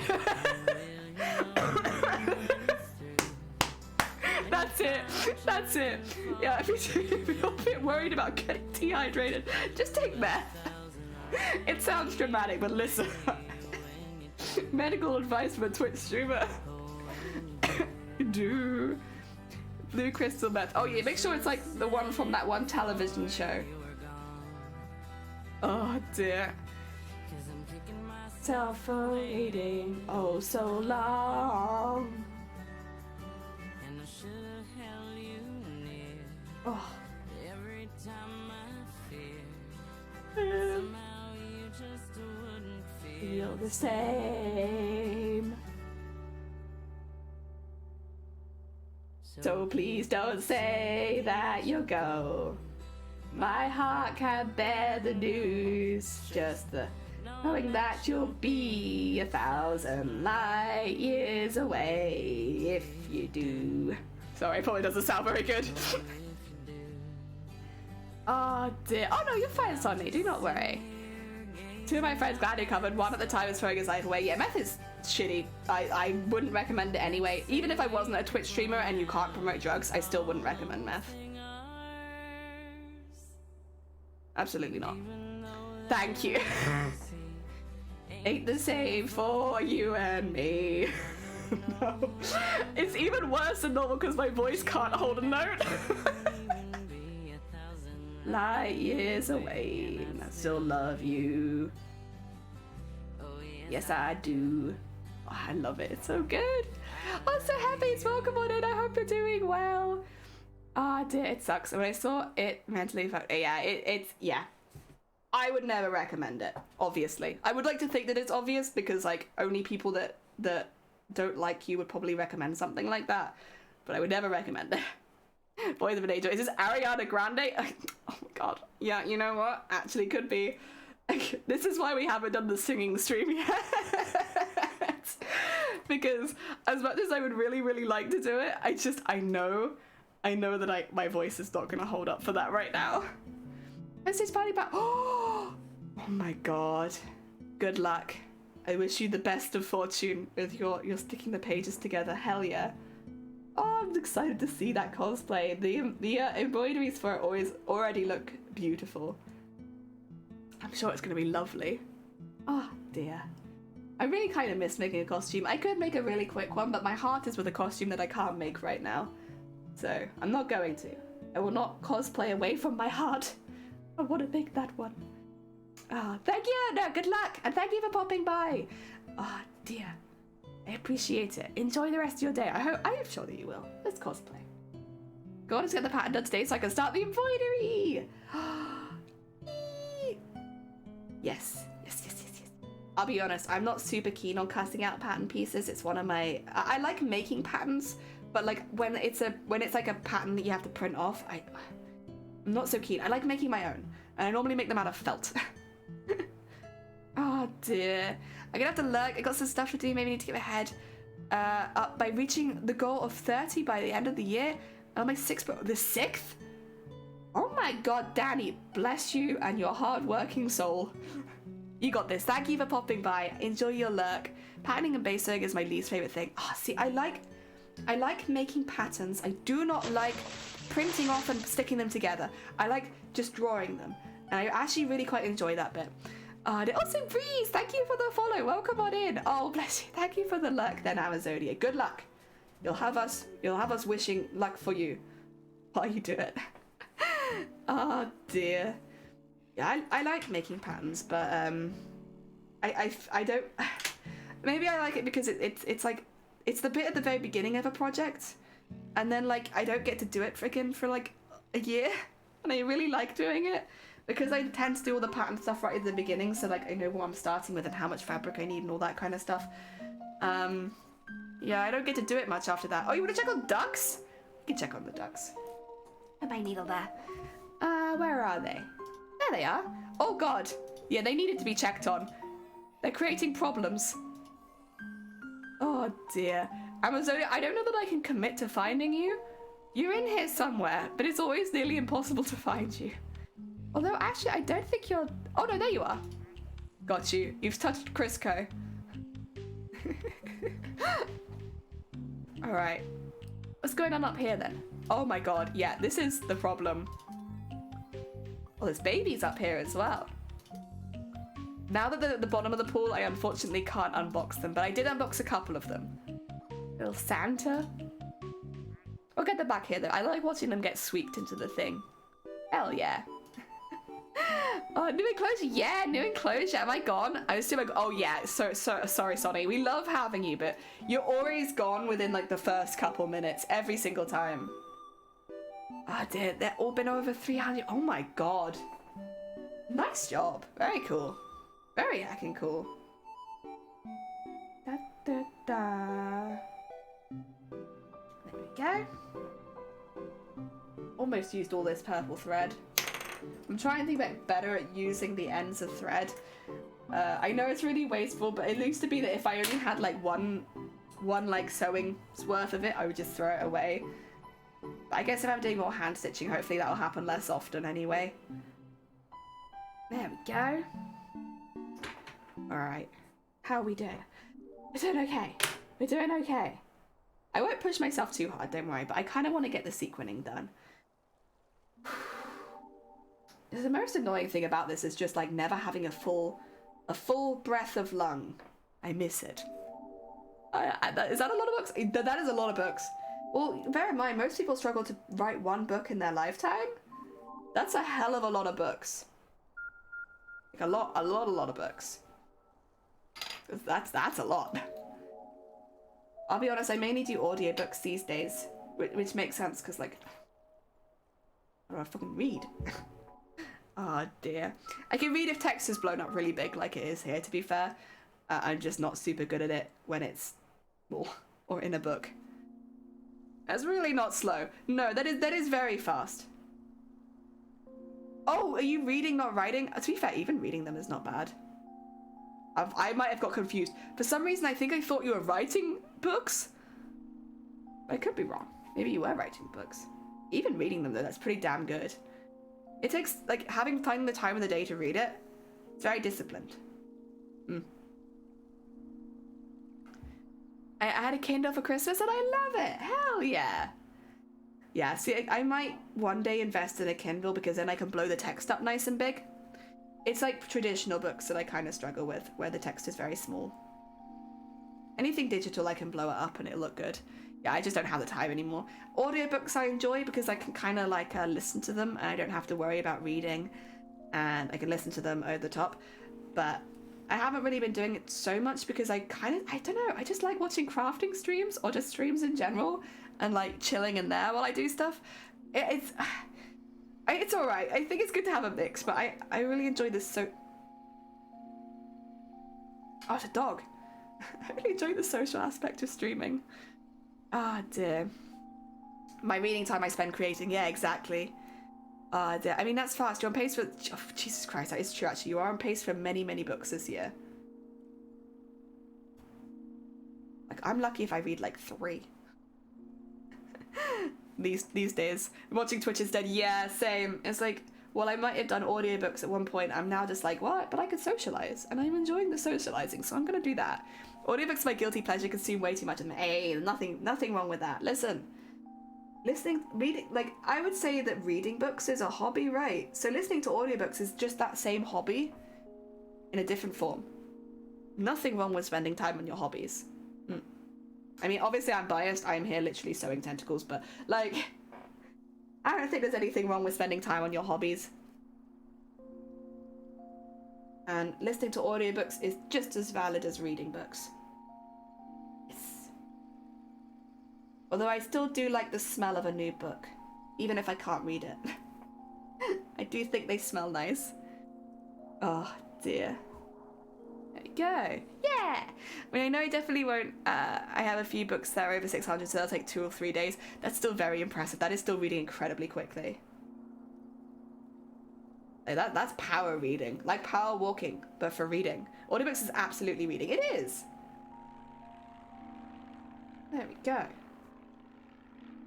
I used to feel bad about only listening to audiobooks, and then I realized like it really didn't matter. It's the same hobby. We enjoy the same books. It's not that deep. Ah dear. I just discovered I like to listen to podcasts. Any fun suggestions? Oh, podcasts. Ooh, okay. It's an older one.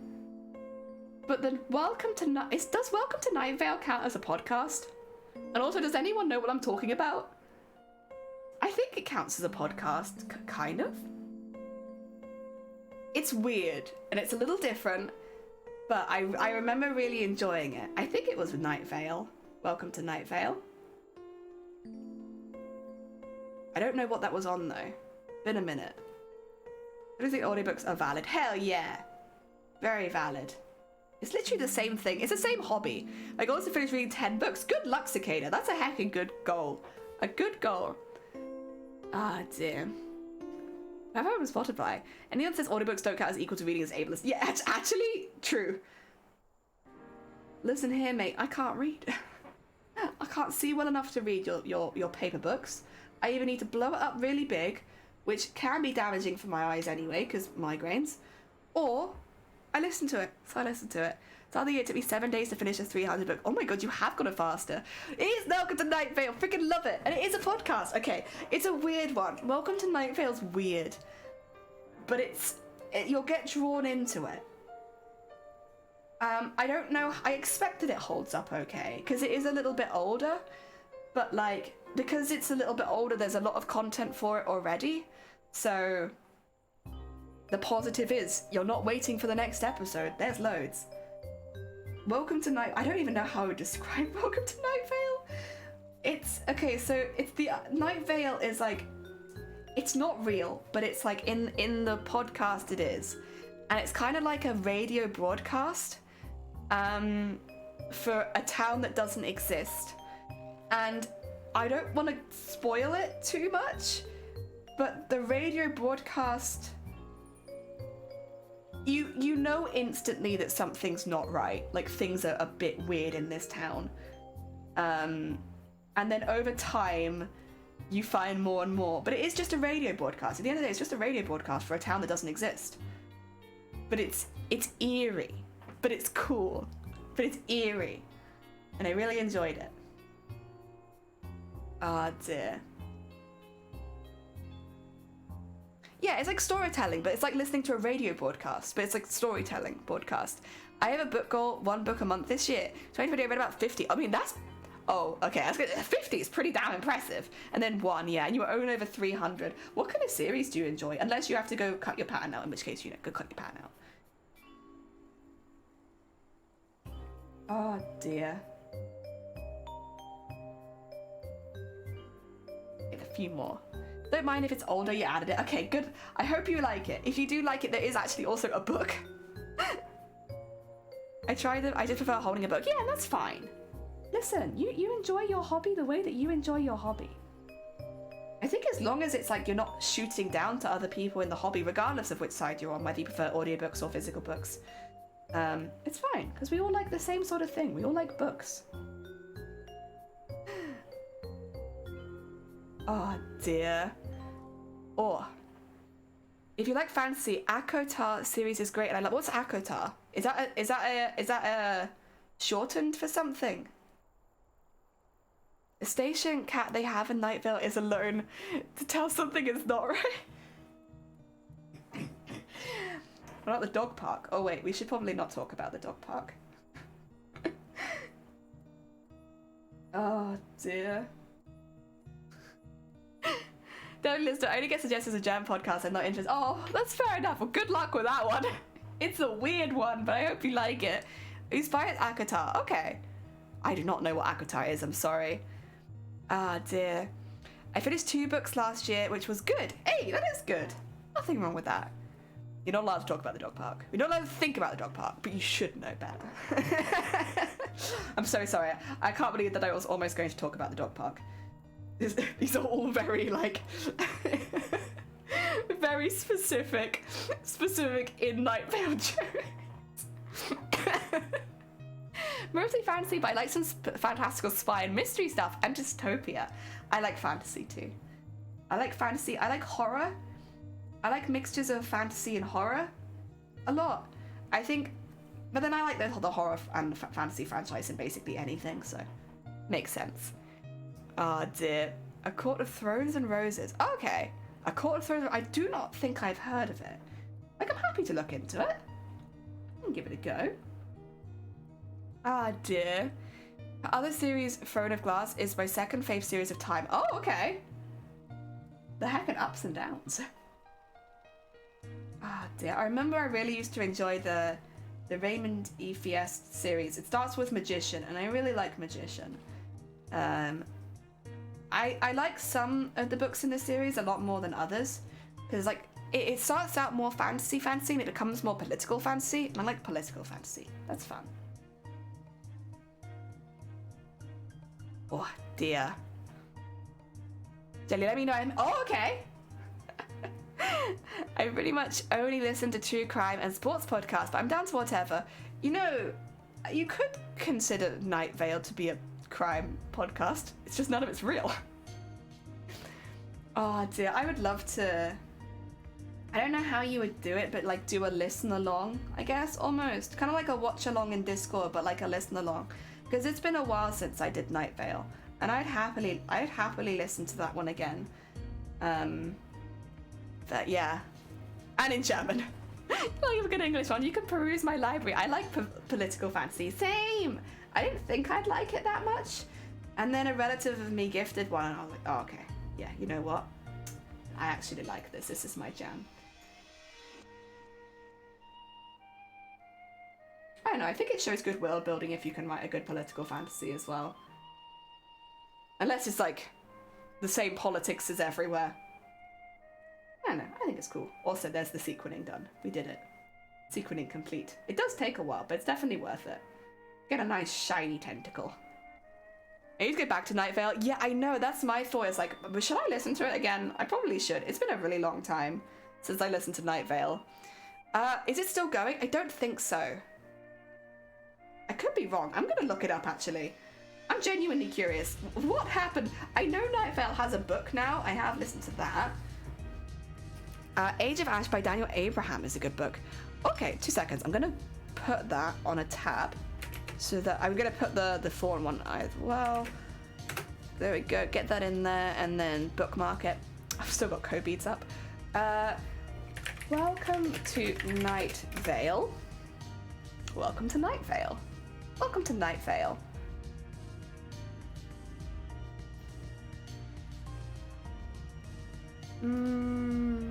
FAQs maybe? Oh, you can listen to it on Spotify. There you go. Oh, you can also listen to it on YouTube.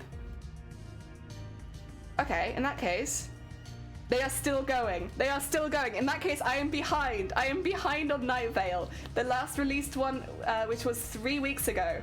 My god, this must be a huge backlog at this point. Oh, good god. Okay. Oh no. Oh my god, there's gonna be thousands.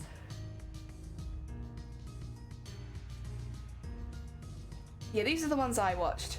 Yeah, I've definitely seen some of these. Oh, they've only recently restarted. Okay. Because I was going to say, like, I remember listening to it like 7 years ago. And then they had a bit of a break. And they're releasing a little less often, but they're still releasing. Okay, so I probably have like 100 episodes to catch up on. Jesus Christ. Oh, I am behind. I'm so behind. Messenger, welcome. So bad. The Crescent City and the Throne books. So I'm debating if I'd buy books one at a time or buy the bundle. If you buy the bundle, your books will be the same size. It's just satisfying, you know? Oh dear. As my Spotify, yeah, I'm gonna have to catch up on that. My god. I'm a lot more behind than I thought I'd be. Oh dear. You're gonna need to read Throne of Glass, otherwise you won't be able to follow. Oh, okay. Thank you. I'm sure I like it. There's lots of content for me to listen to at work when I don't want to listen to music. Yeah, that's the same for me. It's like sometimes I want something I could just like whack on in the background. Music for me is not normally the best option because I will sing along and get distracted, but podcasts tend to work. Oh dear, oh yeah. I'm deep in bronchitis still. I'm doing a lot better than I was though. I'm mainly just breathless at this point, which is honestly not the worst. We'll get there. We'll get there. Thank you though. Oh dear, right. Let's get on to beading, shall we? I'm feeling okay. I think I can go a little bit longer. I don't necessarily know if this will be finished, but I don't feel like I have to stop just yet. I can go a teeny tad longer. We can get some beads on this bean. It's nice and sparkly though. See that? Yeah. Wet. Recovery curve. Yeah, it like takes a minute, but we'll get there. We'll get there. I'm already getting there, really. I'm a lot better than I was this time last week. That's good. I love the yeah, it's nice, right? Ah, dear. It's gonna be a Halloween tentacle. Spooky. I mean, tentacles are for all times of year. We've also got this pumpkin bean that needs to be finished. Look at him. He's so sparkly. He's got so many sparkles. He's got a happy little face. He's a happy little jack-o'-lantern, but we haven't finished him, and I will finish him, but not yet. Immediately shows, welcome to Night Vale. Bruh. Guys, I'm gonna have to stop streaming for a couple months. I need to catch up on Night Vale really quickly. I didn't realize I was so far behind, and now that I've realized, I gotta catch up. He looks amazing. He's a happy little bean. Ah, dear. Happy little jack-o'-lantern bean. Right. Let's get my thread in there. So this here is a beading needle, albeit a bit of an older one, which is why it's bent. These are sharp. These are sharp little buggers. These ones hurt if you catch yourself with them. They don't care if you have flesh. They'll go straight through that. Wah, there we go. Alright, and then I got my bead mix. So these are going to be the tentacle-y, bitsy colours. A mixture of lighter and darker greens and like some really, really nice pale ones in there. As well as, of course, see-through ones. So that you can see the green underneath, so that doesn't look too weird. Yeah. Very nice. Oh, they know. Oh, I can have right now, and I feel like everything has made sense so far, but Throne of Glass is definitely on my... Hell yeah, and if you're going to be reading so many books anyway, it's just an extra one for the list. Episodes, I'm at 100. Oh, okay, so you're further along than I am. Oh god. That's a really bad knot. Why? I literally just threaded you. Did I go too fast? Too much? Too much thread. Oh, there we go. Okay. We got it. We saved it. Probably my thread is too long. 220 episodes.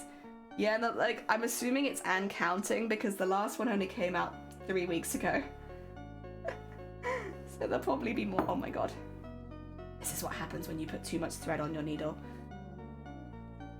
You suffer. I told you I do this a lot. There we go. Feels good. Hell yeah. It's 100. I love that. One of my favorite episodes is 100 in. I love that. Yeah. Oh dear. Alright, let's get one of these pale ones on here. Done so far, but they're gonna cross over from the next book, so you need to read Crescent at least. I remember reading Tog anyway because it's the best. Okay. I think Danny's basically reading a book, from the sounds of it, nearly every day. I guess it'd just be that you'd have to purchase or get hold of said book. Do you library, Danny, or do you mainly buy the books? Just curious. There is no wrong answers. Ooh. Let's not tip all of my beads onto the desk. That would be a little bit embarrassing to do whilst live. I can do that kind of thing while I'm not live, but not while I'm live.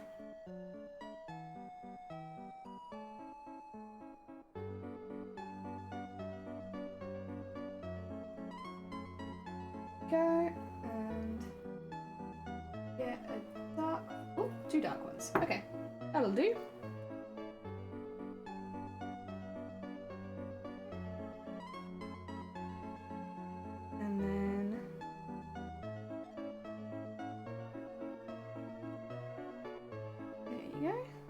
Another light one.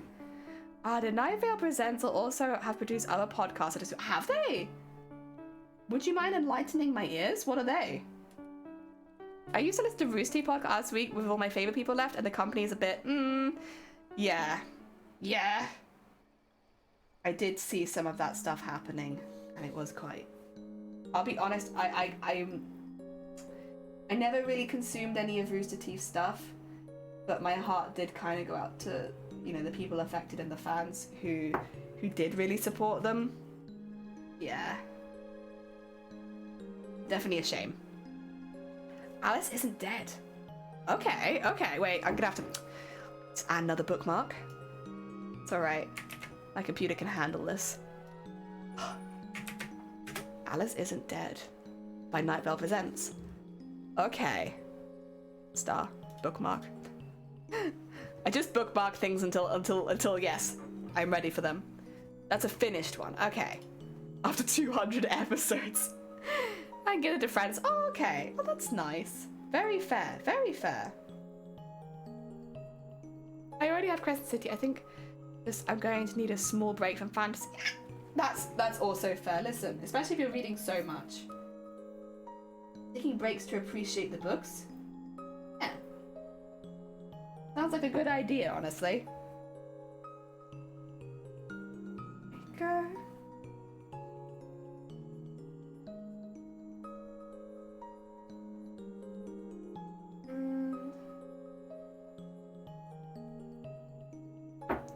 Go and get that up there. There we go. Just a few beads, and then we'll zoom down and probably knot it as well. Oh, there goes. Oh my god, is Zay only just shooting off? Whoa, Zay, you stuck around for a while today again. It always surprises me when Zay goes in the later half of the stream. It's like, well, how has Zay and Sleeps not got together even once? Thank you for the hick. A lot of allegations were disproven, showing that there was a change that happened since years. But sadly, their content just doesn't interest me anymore. Oh, okay. Ah, dear. The Brights sessions is really good, but was not from the Night Vale Presents, was related to it somehow still. And Conversation People Hate Me was a really interesting one. Oh god, that sounds stressful. Conversations with people who hate me? Oh dear. I guess it could be interesting though. Visible Life of Addie LaRue. It's my favorite book of all time. I've read it like 4 times and listened to the audiobook twice. It's such a good audiobook. Okay. There's another one. I'm gonna steal all your book recommendations. Everyone's book recommendations. I'm stealing them. As long as they have audiobooks, of course.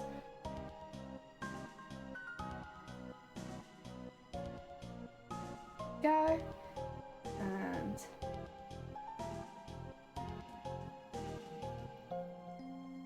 go.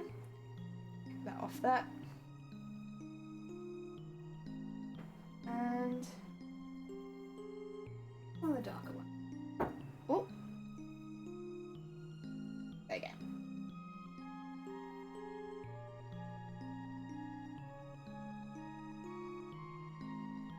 Nice. Oh dear. Is that good? You never had this stock conversation with Hate Me, aka Beth's Twitter mentions. Oh no. No. It's not that bad, is it? Oh dear. Oh dear. I will say I've seen some really nasty stuff happening on Twitter the last couple weeks. I want to like Twitter in many ways. Like I really do. I want to like Twitter. I want to enjoy the platform. But some nasty stuff goes down on that platform. Like, ugh. Really grim stuff. Oh dear, Molly's been getting some horrible. I saw the thing yesterday where someone DM'd, DM'd. Is that what you'd call it? Doxed them in the DMs. And I was absolutely appalled. Like, yeah, it was. You know what? I might just shout them out because genuinely, I have not seen something quite that upsetting for a while. Let me do a proper shout out. I think I know their Twitch username. Yeah, it's bad. I think that's right. Yeah, that's the one. They're a really, really sweet bean, just first and foremost. They're really, really nice. They do cosplay. They're actually thinking of entering their first cosplay competition this year. They're also having probably some of the worst harassment that I've seen for a long time. And the reason they're receiving it is because they supported some people in marginalized communities, and they have been receiving hate on a level that you don't see very often. I think that they explain it best on their own Twitter, some of the stuff that's happened. You see death threats and you see stuff like that floating around, but what happened, I think it was yesterday or the day before, was that they got messages blaming them for the suicide of their, at the time, significant other.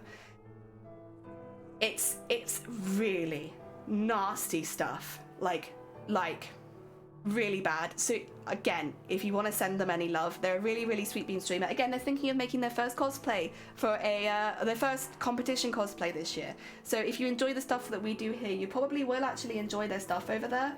But if you want to send them any support, honestly, I think they'd really appreciate it about now. Just putting like a nice comment in their Twitch chat while they're live, or just saying something nice, like anything nice while they're live, because you really don't see people, oh, I'm shaking now, you don't see people getting that level of hate so often, and especially because in this case it's completely undeserved.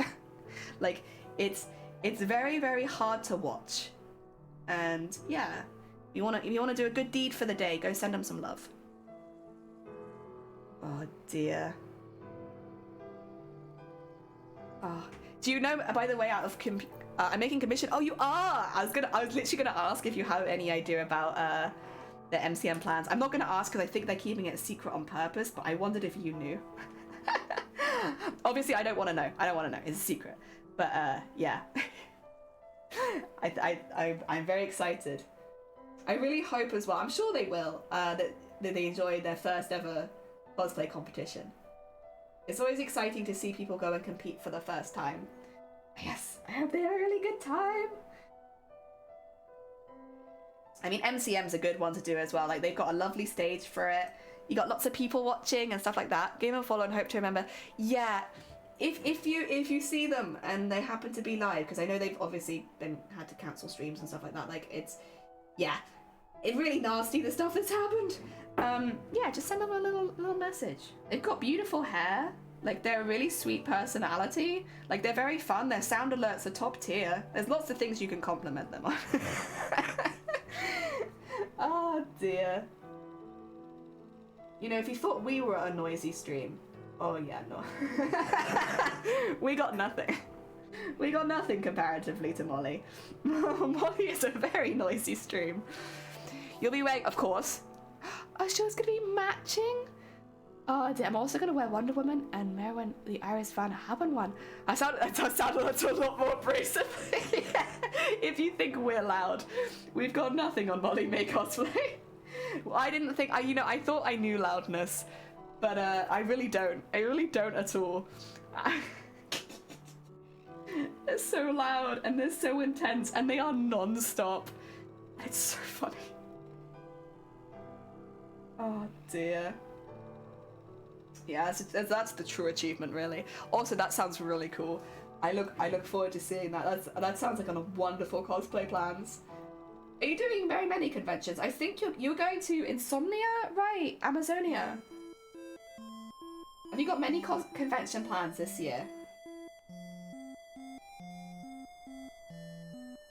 Also, this is just pure curiosity. Do you get paid to come back and judge at Worlds? Or at the Crown Championships qualifiers this year, or nah? I'm just curious if MCM would pay you to do that, because obviously you are the winner. You are the winner. You're the most recent winner. Do they pay you to come judge? Because it feels like that offer would be on the table, right? Oh dear. At least I'd hope that it'd be on the table. MCM can definitely afford it. Oh. I mean, that'd be, again, only if you wanted to, I suppose. But, yeah. Okay. Slowly but surely, we add all of the suckers. All green mess.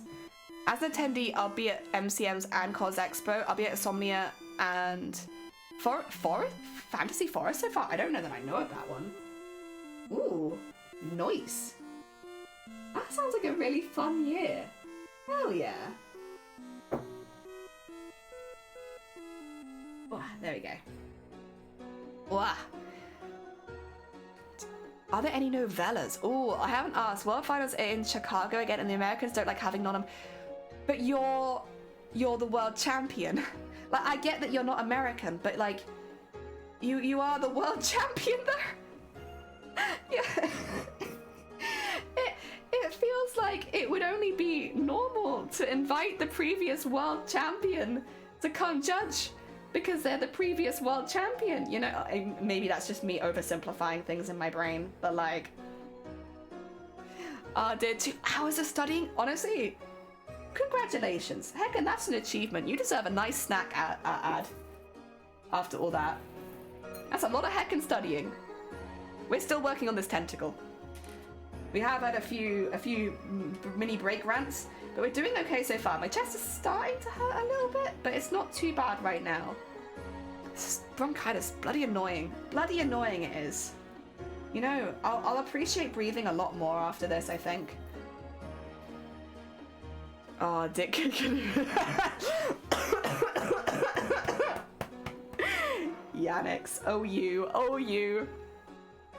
Oh, there's a lot of prequel novellas, Jesus Christ, heck. A snack is actually a good idea. Heckin's brain snacks. Oh, day I'm gonna go and have my nap. Oh, cute, thank you so much for popping by. It's lovely to meet someone else who also really enjoys Night Vale. Like, I love that. I mean, I don't talk about Night Vale very often, but it's nice to meet a fellow fan. But yeah, enjoy the rest of your day. Thank you so much for popping by. I can show you a dumb doodle, please. Always. Please, put it in the Discord. We have lots of art sections in the Discord now, which are ready for your doodle. It's a medieval fantasy collection that takes part in castle grounds in the Cotswolds. Oh my god, in July I'm tabling, I'll be doing a weekend long. Oh, bless you. That sounds lovely. That sounds really fun, honestly. Recommend People Dome. People Dome? Is this another book or is this a... Wait, just to confirm, book or convention?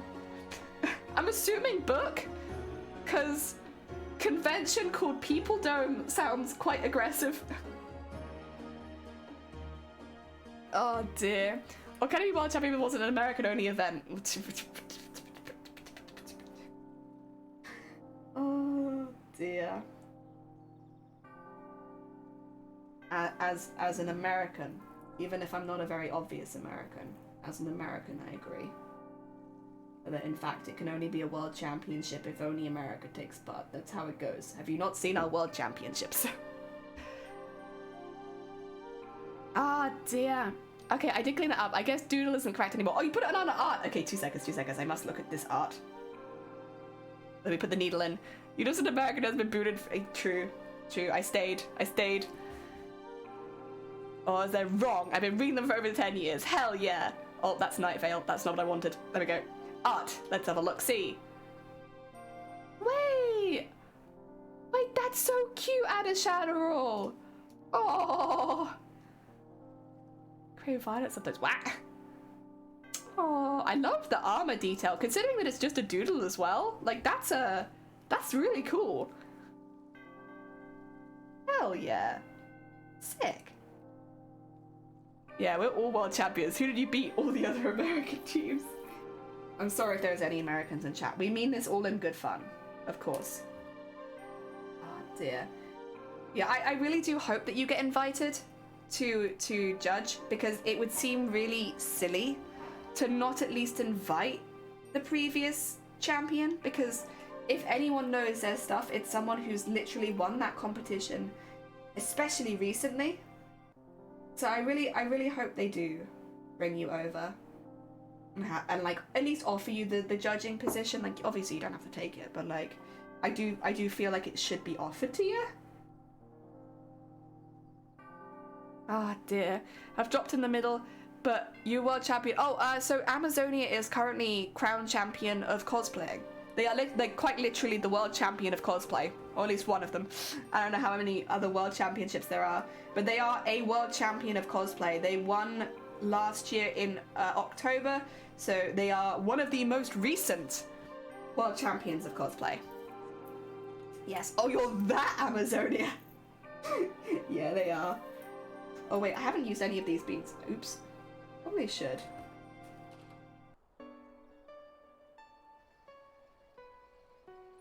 Let's get a couple of those in quickly, because I've realised I've forgotten to use one type of bead up until this point, which is a little embarrassing.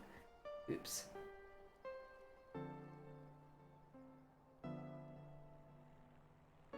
Go, and get a few of them in, so they look a bit sillier. Not less silly, even. I don't know about you because of this stream. Well, Amazonia streams on their own channel as well. So if you... let me do a shout out quickly so that people can see. But Amazonia also streams on Twitch. They're also planning on entering TwitchCon. I think, depending on the rules, they'll enter this year, potentially. But I think they are definitely planning to enter next year, at 2024. So yeah, you'll be able to see lots of cosplay work from them pretty soon. Obviously, correct me if any facts I said were wrong. Oh dear, I remember my testimonials. I want to judge not just because it'd be cool, but also because, yeah, the international trip. Well, this is the thing, it's like, if you win, those are the kind of benefits that in my mind you would expect. Would be being able to travel internationally, being invited back as a judge, and paid to do it, of course. Like, those are the sort of things I feel like should just come with winning that kind of award. But maybe that's just me. I'm feeling that makes sense. Oh dear. Oh, actually, yeah, if you enjoy what we're doing here as well, Amazonia is also doing an original design based on a character for TwitchCon 2024. So, like, if you like what we're doing with the creator, like, you'll definitely like what they're doing, Amazonia is doing. They're doing something a little bit more spookier, I would say, based on the sort of design, based on Maleficent. So it's a little bit like, mine's going to be very jovial, gestury, whereas Amazonia is going to be a lot more natural and kind of more spooky. But it's the same kind of vibe, so I don't see why you wouldn't enjoy it. Also, they're good at what they do. They won the Worlds. Sorry. You're correct. Maybe entering 2023. Definitely entering 2024. I'll be streaming lots soon. We'll probably stream some commission work. Hell yeah. At least get you out there and get you a hotel, free foods and drinks in the venue. Yeah, that's the thing. Even if you're not there as a judge, you should be there. My own personal hype man. A hype fish! Yay! I would love to be a hype fish. That'd be great. Ah, dear. Well, that's what I'm going to be doing this year, though, because I'm not entering TwitchCon 2023. I just get to hype up all the people that are.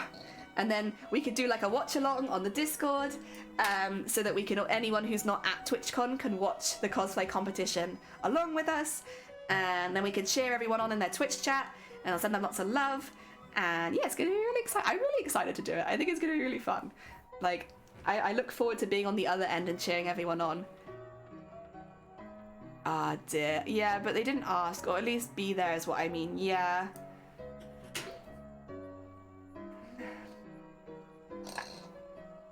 Ugh.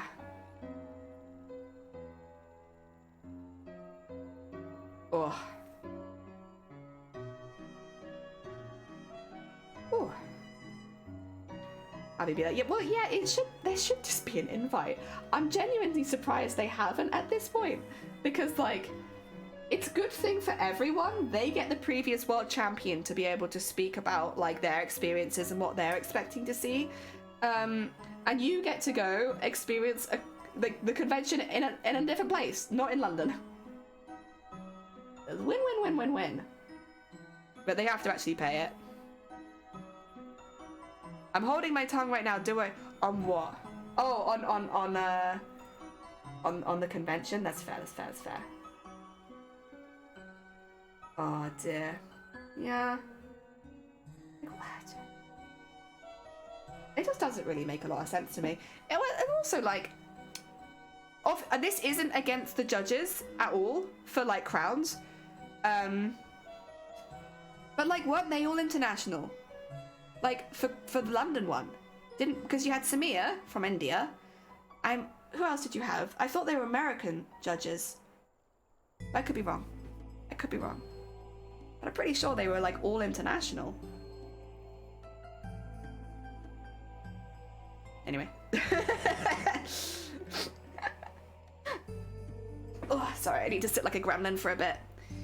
My chest hurts. I am the sickness. The sickness. Samir's Indian, Mads is French, and then Yaya was American. That's who it was, Yaya and Mads. Yeah, they were all international. Honestly, I kind of love that though. Like all judges coming from all different places. I don't know. I think that's fun. Oh dear. Yeah, I'm not doing any conventions this year because conventions are expensive and it costs a lot for me to travel as I am right now because I have to book lots of extra days and stuff. So I'm gonna hold off on going to any conventions this year and hopefully maybe be able to travel next year when I'm also like a little bit healthier so that it's not quite as expensive every goddamn time.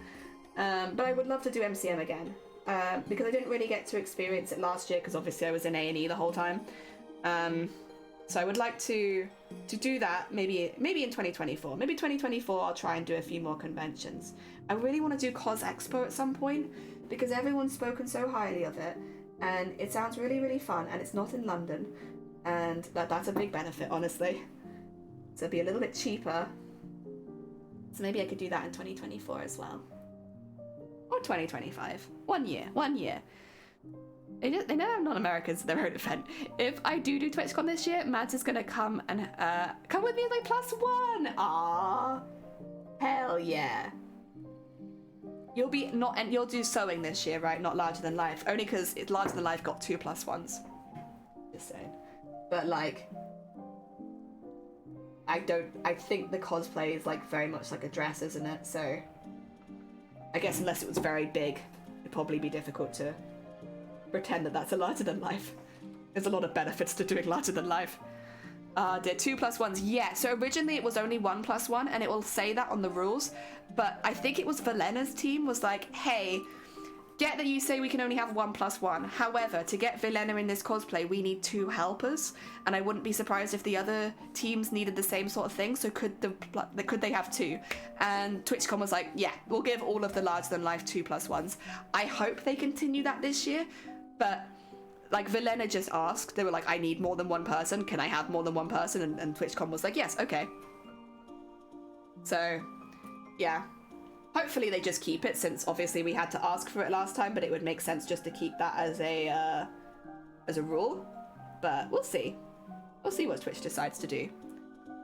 Because yeah, it won't say that in the rules, but that is how it went down.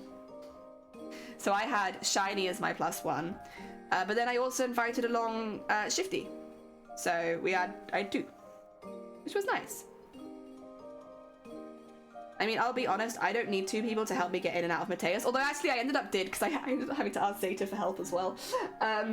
Because we had a bit of a problem with the wings. I removed some of the adjustments ahead of time because I thought I didn't need them and then it made it a lot more hard. That's my bad. I thought I was making things easier, but I decided to make things harder the night before. But normally I would only need 1 person to help me get into it. But so I just invited Shifty along.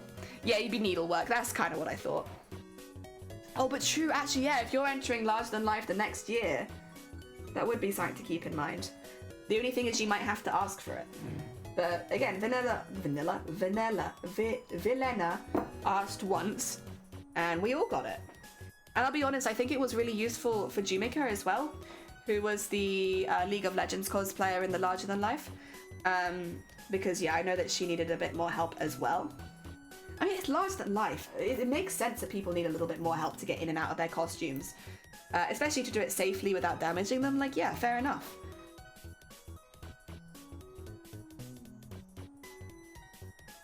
Yeah.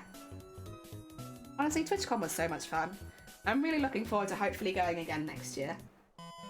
So good. And I generally would recommend TwitchCon cosplay to anyone. It's good fun. It's a grand old time. There we go. Also, it's a good reason to give Twitch streaming a go. If you're someone who doesn't stream and is a bit nervous about streaming, it's a really, really good chance to give it a try, because everyone in the crafts community knows kind of what you're doing if you're entering it.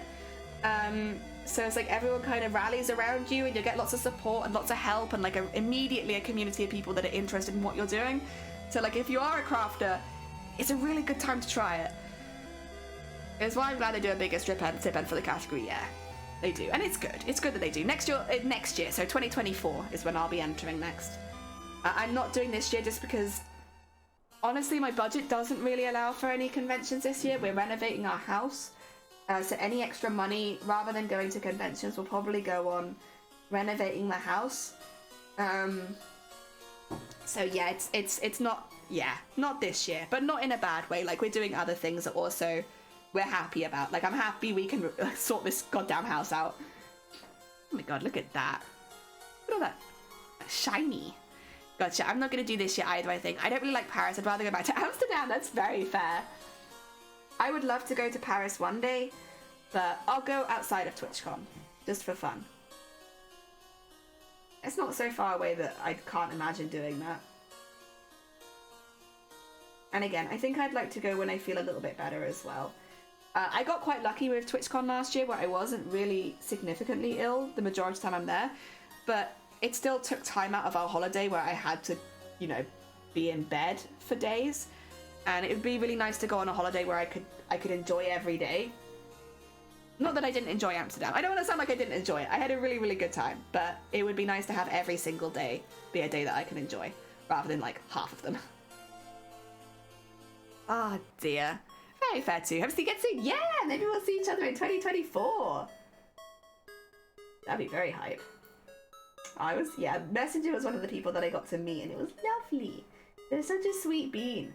Very tall. I didn't realize Messenger was so tall. Yeah.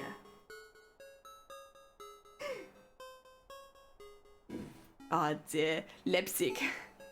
Oh dear. Oh!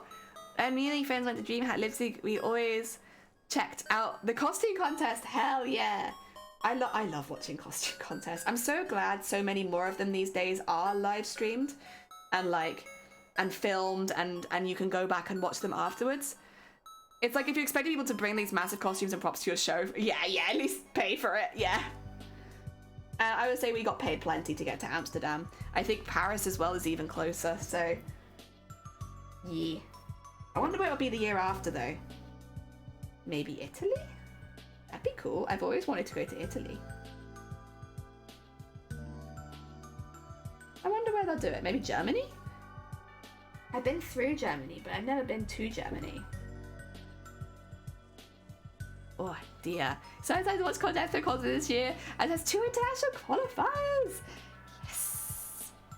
Honestly, I just love watching that. I think they're one of the things I find most inspiring is watching cosplay contests, even if they're not ones that I'm going to enter. Like watching previous years or just like generally just cosplay contests that are happening more recently. It just really gets me in the mood to want to like get straight back into crafts again, even if I've had like a little break.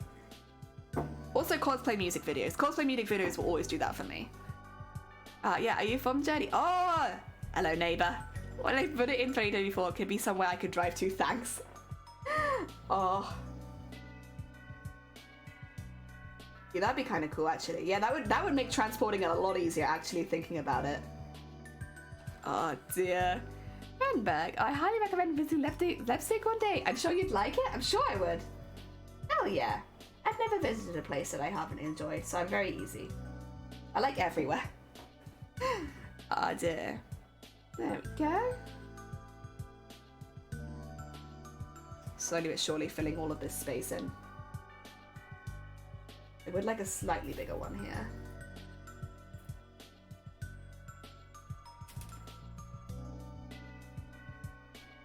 Go. Nice. Cute. There's zero mind getting those wings on a plane or a train. My mum's agreed to drive me. Aww. That's nice.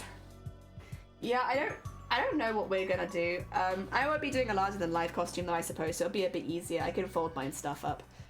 With Mateus, I had it in a cricket bag, and then we took it on the Eurostar, And that went pretty well. I probably would have felt a bit uncomfortable putting it on an airplane, I think. But the Eurostar was fine, and it also gave me the opportunity to ride the Eurostar, which has been on my bucket list forever. I've always wanted to ride it. And you know what? It's just a normal train. But I'm really glad that I did it. Even if it is just a normal train, I'm glad that I've done it now. Although your ears pop a lot. It's a normal train with more ear popping. The seat spaces were really good though. You had a lot of leg room on that thing. It was good. I don't need that much leg room, but Shiny really enjoyed it. Even Shiny, who's like 6'3", could like stretch their legs out. Pretty good. Good leg room. If somehow I win, I'll post the wings to America. Heck, Rick's, yeah, that you know what? Smart. And I honestly feel like you'd have a good chance of winning. Like, obviously, you've won Worlds. Like, your costume making skills are top tier. Like, it very much depends, obviously. I think it depends less on you, because at the end of the day, you're already a fantastic crafter, and more the judges and what everyone else brings on the day. The rules, it is pretty hyped. Heck yeah. Oh dear. I used to go to Gamescom in Leipzig, and then later to DreamHack. Now DreamHack is Hanover, and Gamescom is, oh, everything's moved. Yeah, you know, Wales Comic Con moved out of Wales for a while. It was still called Wales Comic Con, but it wasn't in Wales. That was a time. I think it's come back to Wales now, but it's like in the middle of where the hell I can't get there kind of thing. But for a short period of time, it was not in Wales. Remember that? Oh dear. Yeah, TwitchCon is next level. Yeah, you're only as good as whoever else shows up. Well, maybe that's not the right way of putting it, but yeah, I think it's going to be very hard fought, but you definitely have a good chance. Hopefully, that is one thing I hope for TwitchCon, and I don't. This is not a dig at any of the cosplayers who judged us last year. I really hope that they get a sewing specialist going forward, because I was straight up told by the judges that they didn't know most of the skills that I'd used, which is fine. Like, that's fine, and I definitely appreciate the honesty, but like, it did kind of feel a little sad to not be to not have someone there who could appreciate some of the work that I put into it. But it's not a dig at the judges that were there, because the judges that were there were fantastic, and I really liked the feedback that I got, and it was very tailored and all that kind of stuff. So it wasn't bad at all. I just really would like it if they maybe had one sewing specialist, or someone who did some kind of sewing, because it felt like maybe some of the armor categories had a little bit more specialist stuff given back to them, because obviously, like, there was we had like an SFX specialist, we had someone who did a lot of larger than life stuff, and we had a couple of people that were very good at armor. It would have been nice, yeah, to have one person there who did sewing. But again, nothing against the judges that were there, because they were fantastic and they worked really hard. It would just be like a consideration for next year sort of thing, rather than a dig at what happened this year or this past year. Yeah. Oh. Let's go to those. And who was the mouse? I don't know. It was weird, but it happened. Yeah, that comes with the growth, but overall I think it's good at growing. Only the East will become more attractive for big companies. Yeah, I love it less people moved here, but the rent is starting to get higher. Oh, people are perceiving us. No, not being perceived. Although I do kind of get what you mean. Go. Oh. In this day of age, it's unacceptable to not have a sewing expert on judges panels. I think at the level of competition that TwitchCon was and is, I would agree. Yeah, it's like, fair enough maybe if it's like a more local con, but I think on those like bigger international ones, and like, again, the level of cosplay is so high, it would be nice to have someone who could recognize that level. And again, not to say that the judges aren't talented and weren't really hardworking and stuff like that, they were, but it would have been nice to have someone who truly understood about all the sewing techniques that everyone had done, you know? And like, again, not just for me, I was in the larger than life category, but like for all the people in the sewing category, yeah, it would have been nice if someone really understood it and why the stuff they did was so impressive. Yeah. Yeah, especially if you're having a sewing category. Yeah, that's the thing. My heart kind of went out to the people in the sewing category. Just going off on a side convo, you're fine. I probably won't be going on for much longer anyway. In fact, I might end it there. I know the tentacle's really close to being done. My chest is just hurting quite a bit. So I think I might need to give it a little bit of a break and just do some breathing and get it back for tomorrow. I'm fine. I'm not pushing myself too hard or anything like that, I promise. It's just the talking gets me out of breath, and then when I've been out of breath for a while, it starts to hurt a little bit. But I like it so far. Yeah, it looks good, so thank you. I do like it. I really do enjoy making these. They're so much fun, and they're so textured and shiny, and like the little sparkles from in there, the massive sparkle of that, they're so fun to make. I really like them. Hey, to make it over, no, it's lovely to see you, and welcome on in. I'm sorry it's right at the end, but I hope you're doing well. Right, stick around everyone, because we are going to find another very cool bean to go send you all towards. In fact, I see someone live right now who is doing gold work. They're doing gold work for cosplay. I think that sounds like a raid target if I've ever seen one. The gold work is like a really impressive like niche of like embroidery and like beads and all that kind of stuff. So if you like what we've done, this is like higher level what I've just done. Dear, and Alex, welcome on in. Thank you for popping by. I need to redo it because my roots are purple and my ends are still green. But thank you. Goldwork's your fave. Yeah, I love watching gold work. It's so impressive. So like, we're going to send you all over to Sunkoi. Sunkoi is a very talented cosplay and crafter. They do tutorials. They entered TwitchCon last year and they'll be entering again this year. And they are doing some gold work. So hopefully you enjoy what they're doing. In fact, welcome on in. Fat Cat, thank you so much for popping by. It is the end of the stream, but I hope you're having a lovely day nonetheless. And I'm going to send you over to Sunkoi now. Very sweet bean. Send them a follow if you haven't already. And I'll see you tomorrow. Take care. There we go. Send everyone there.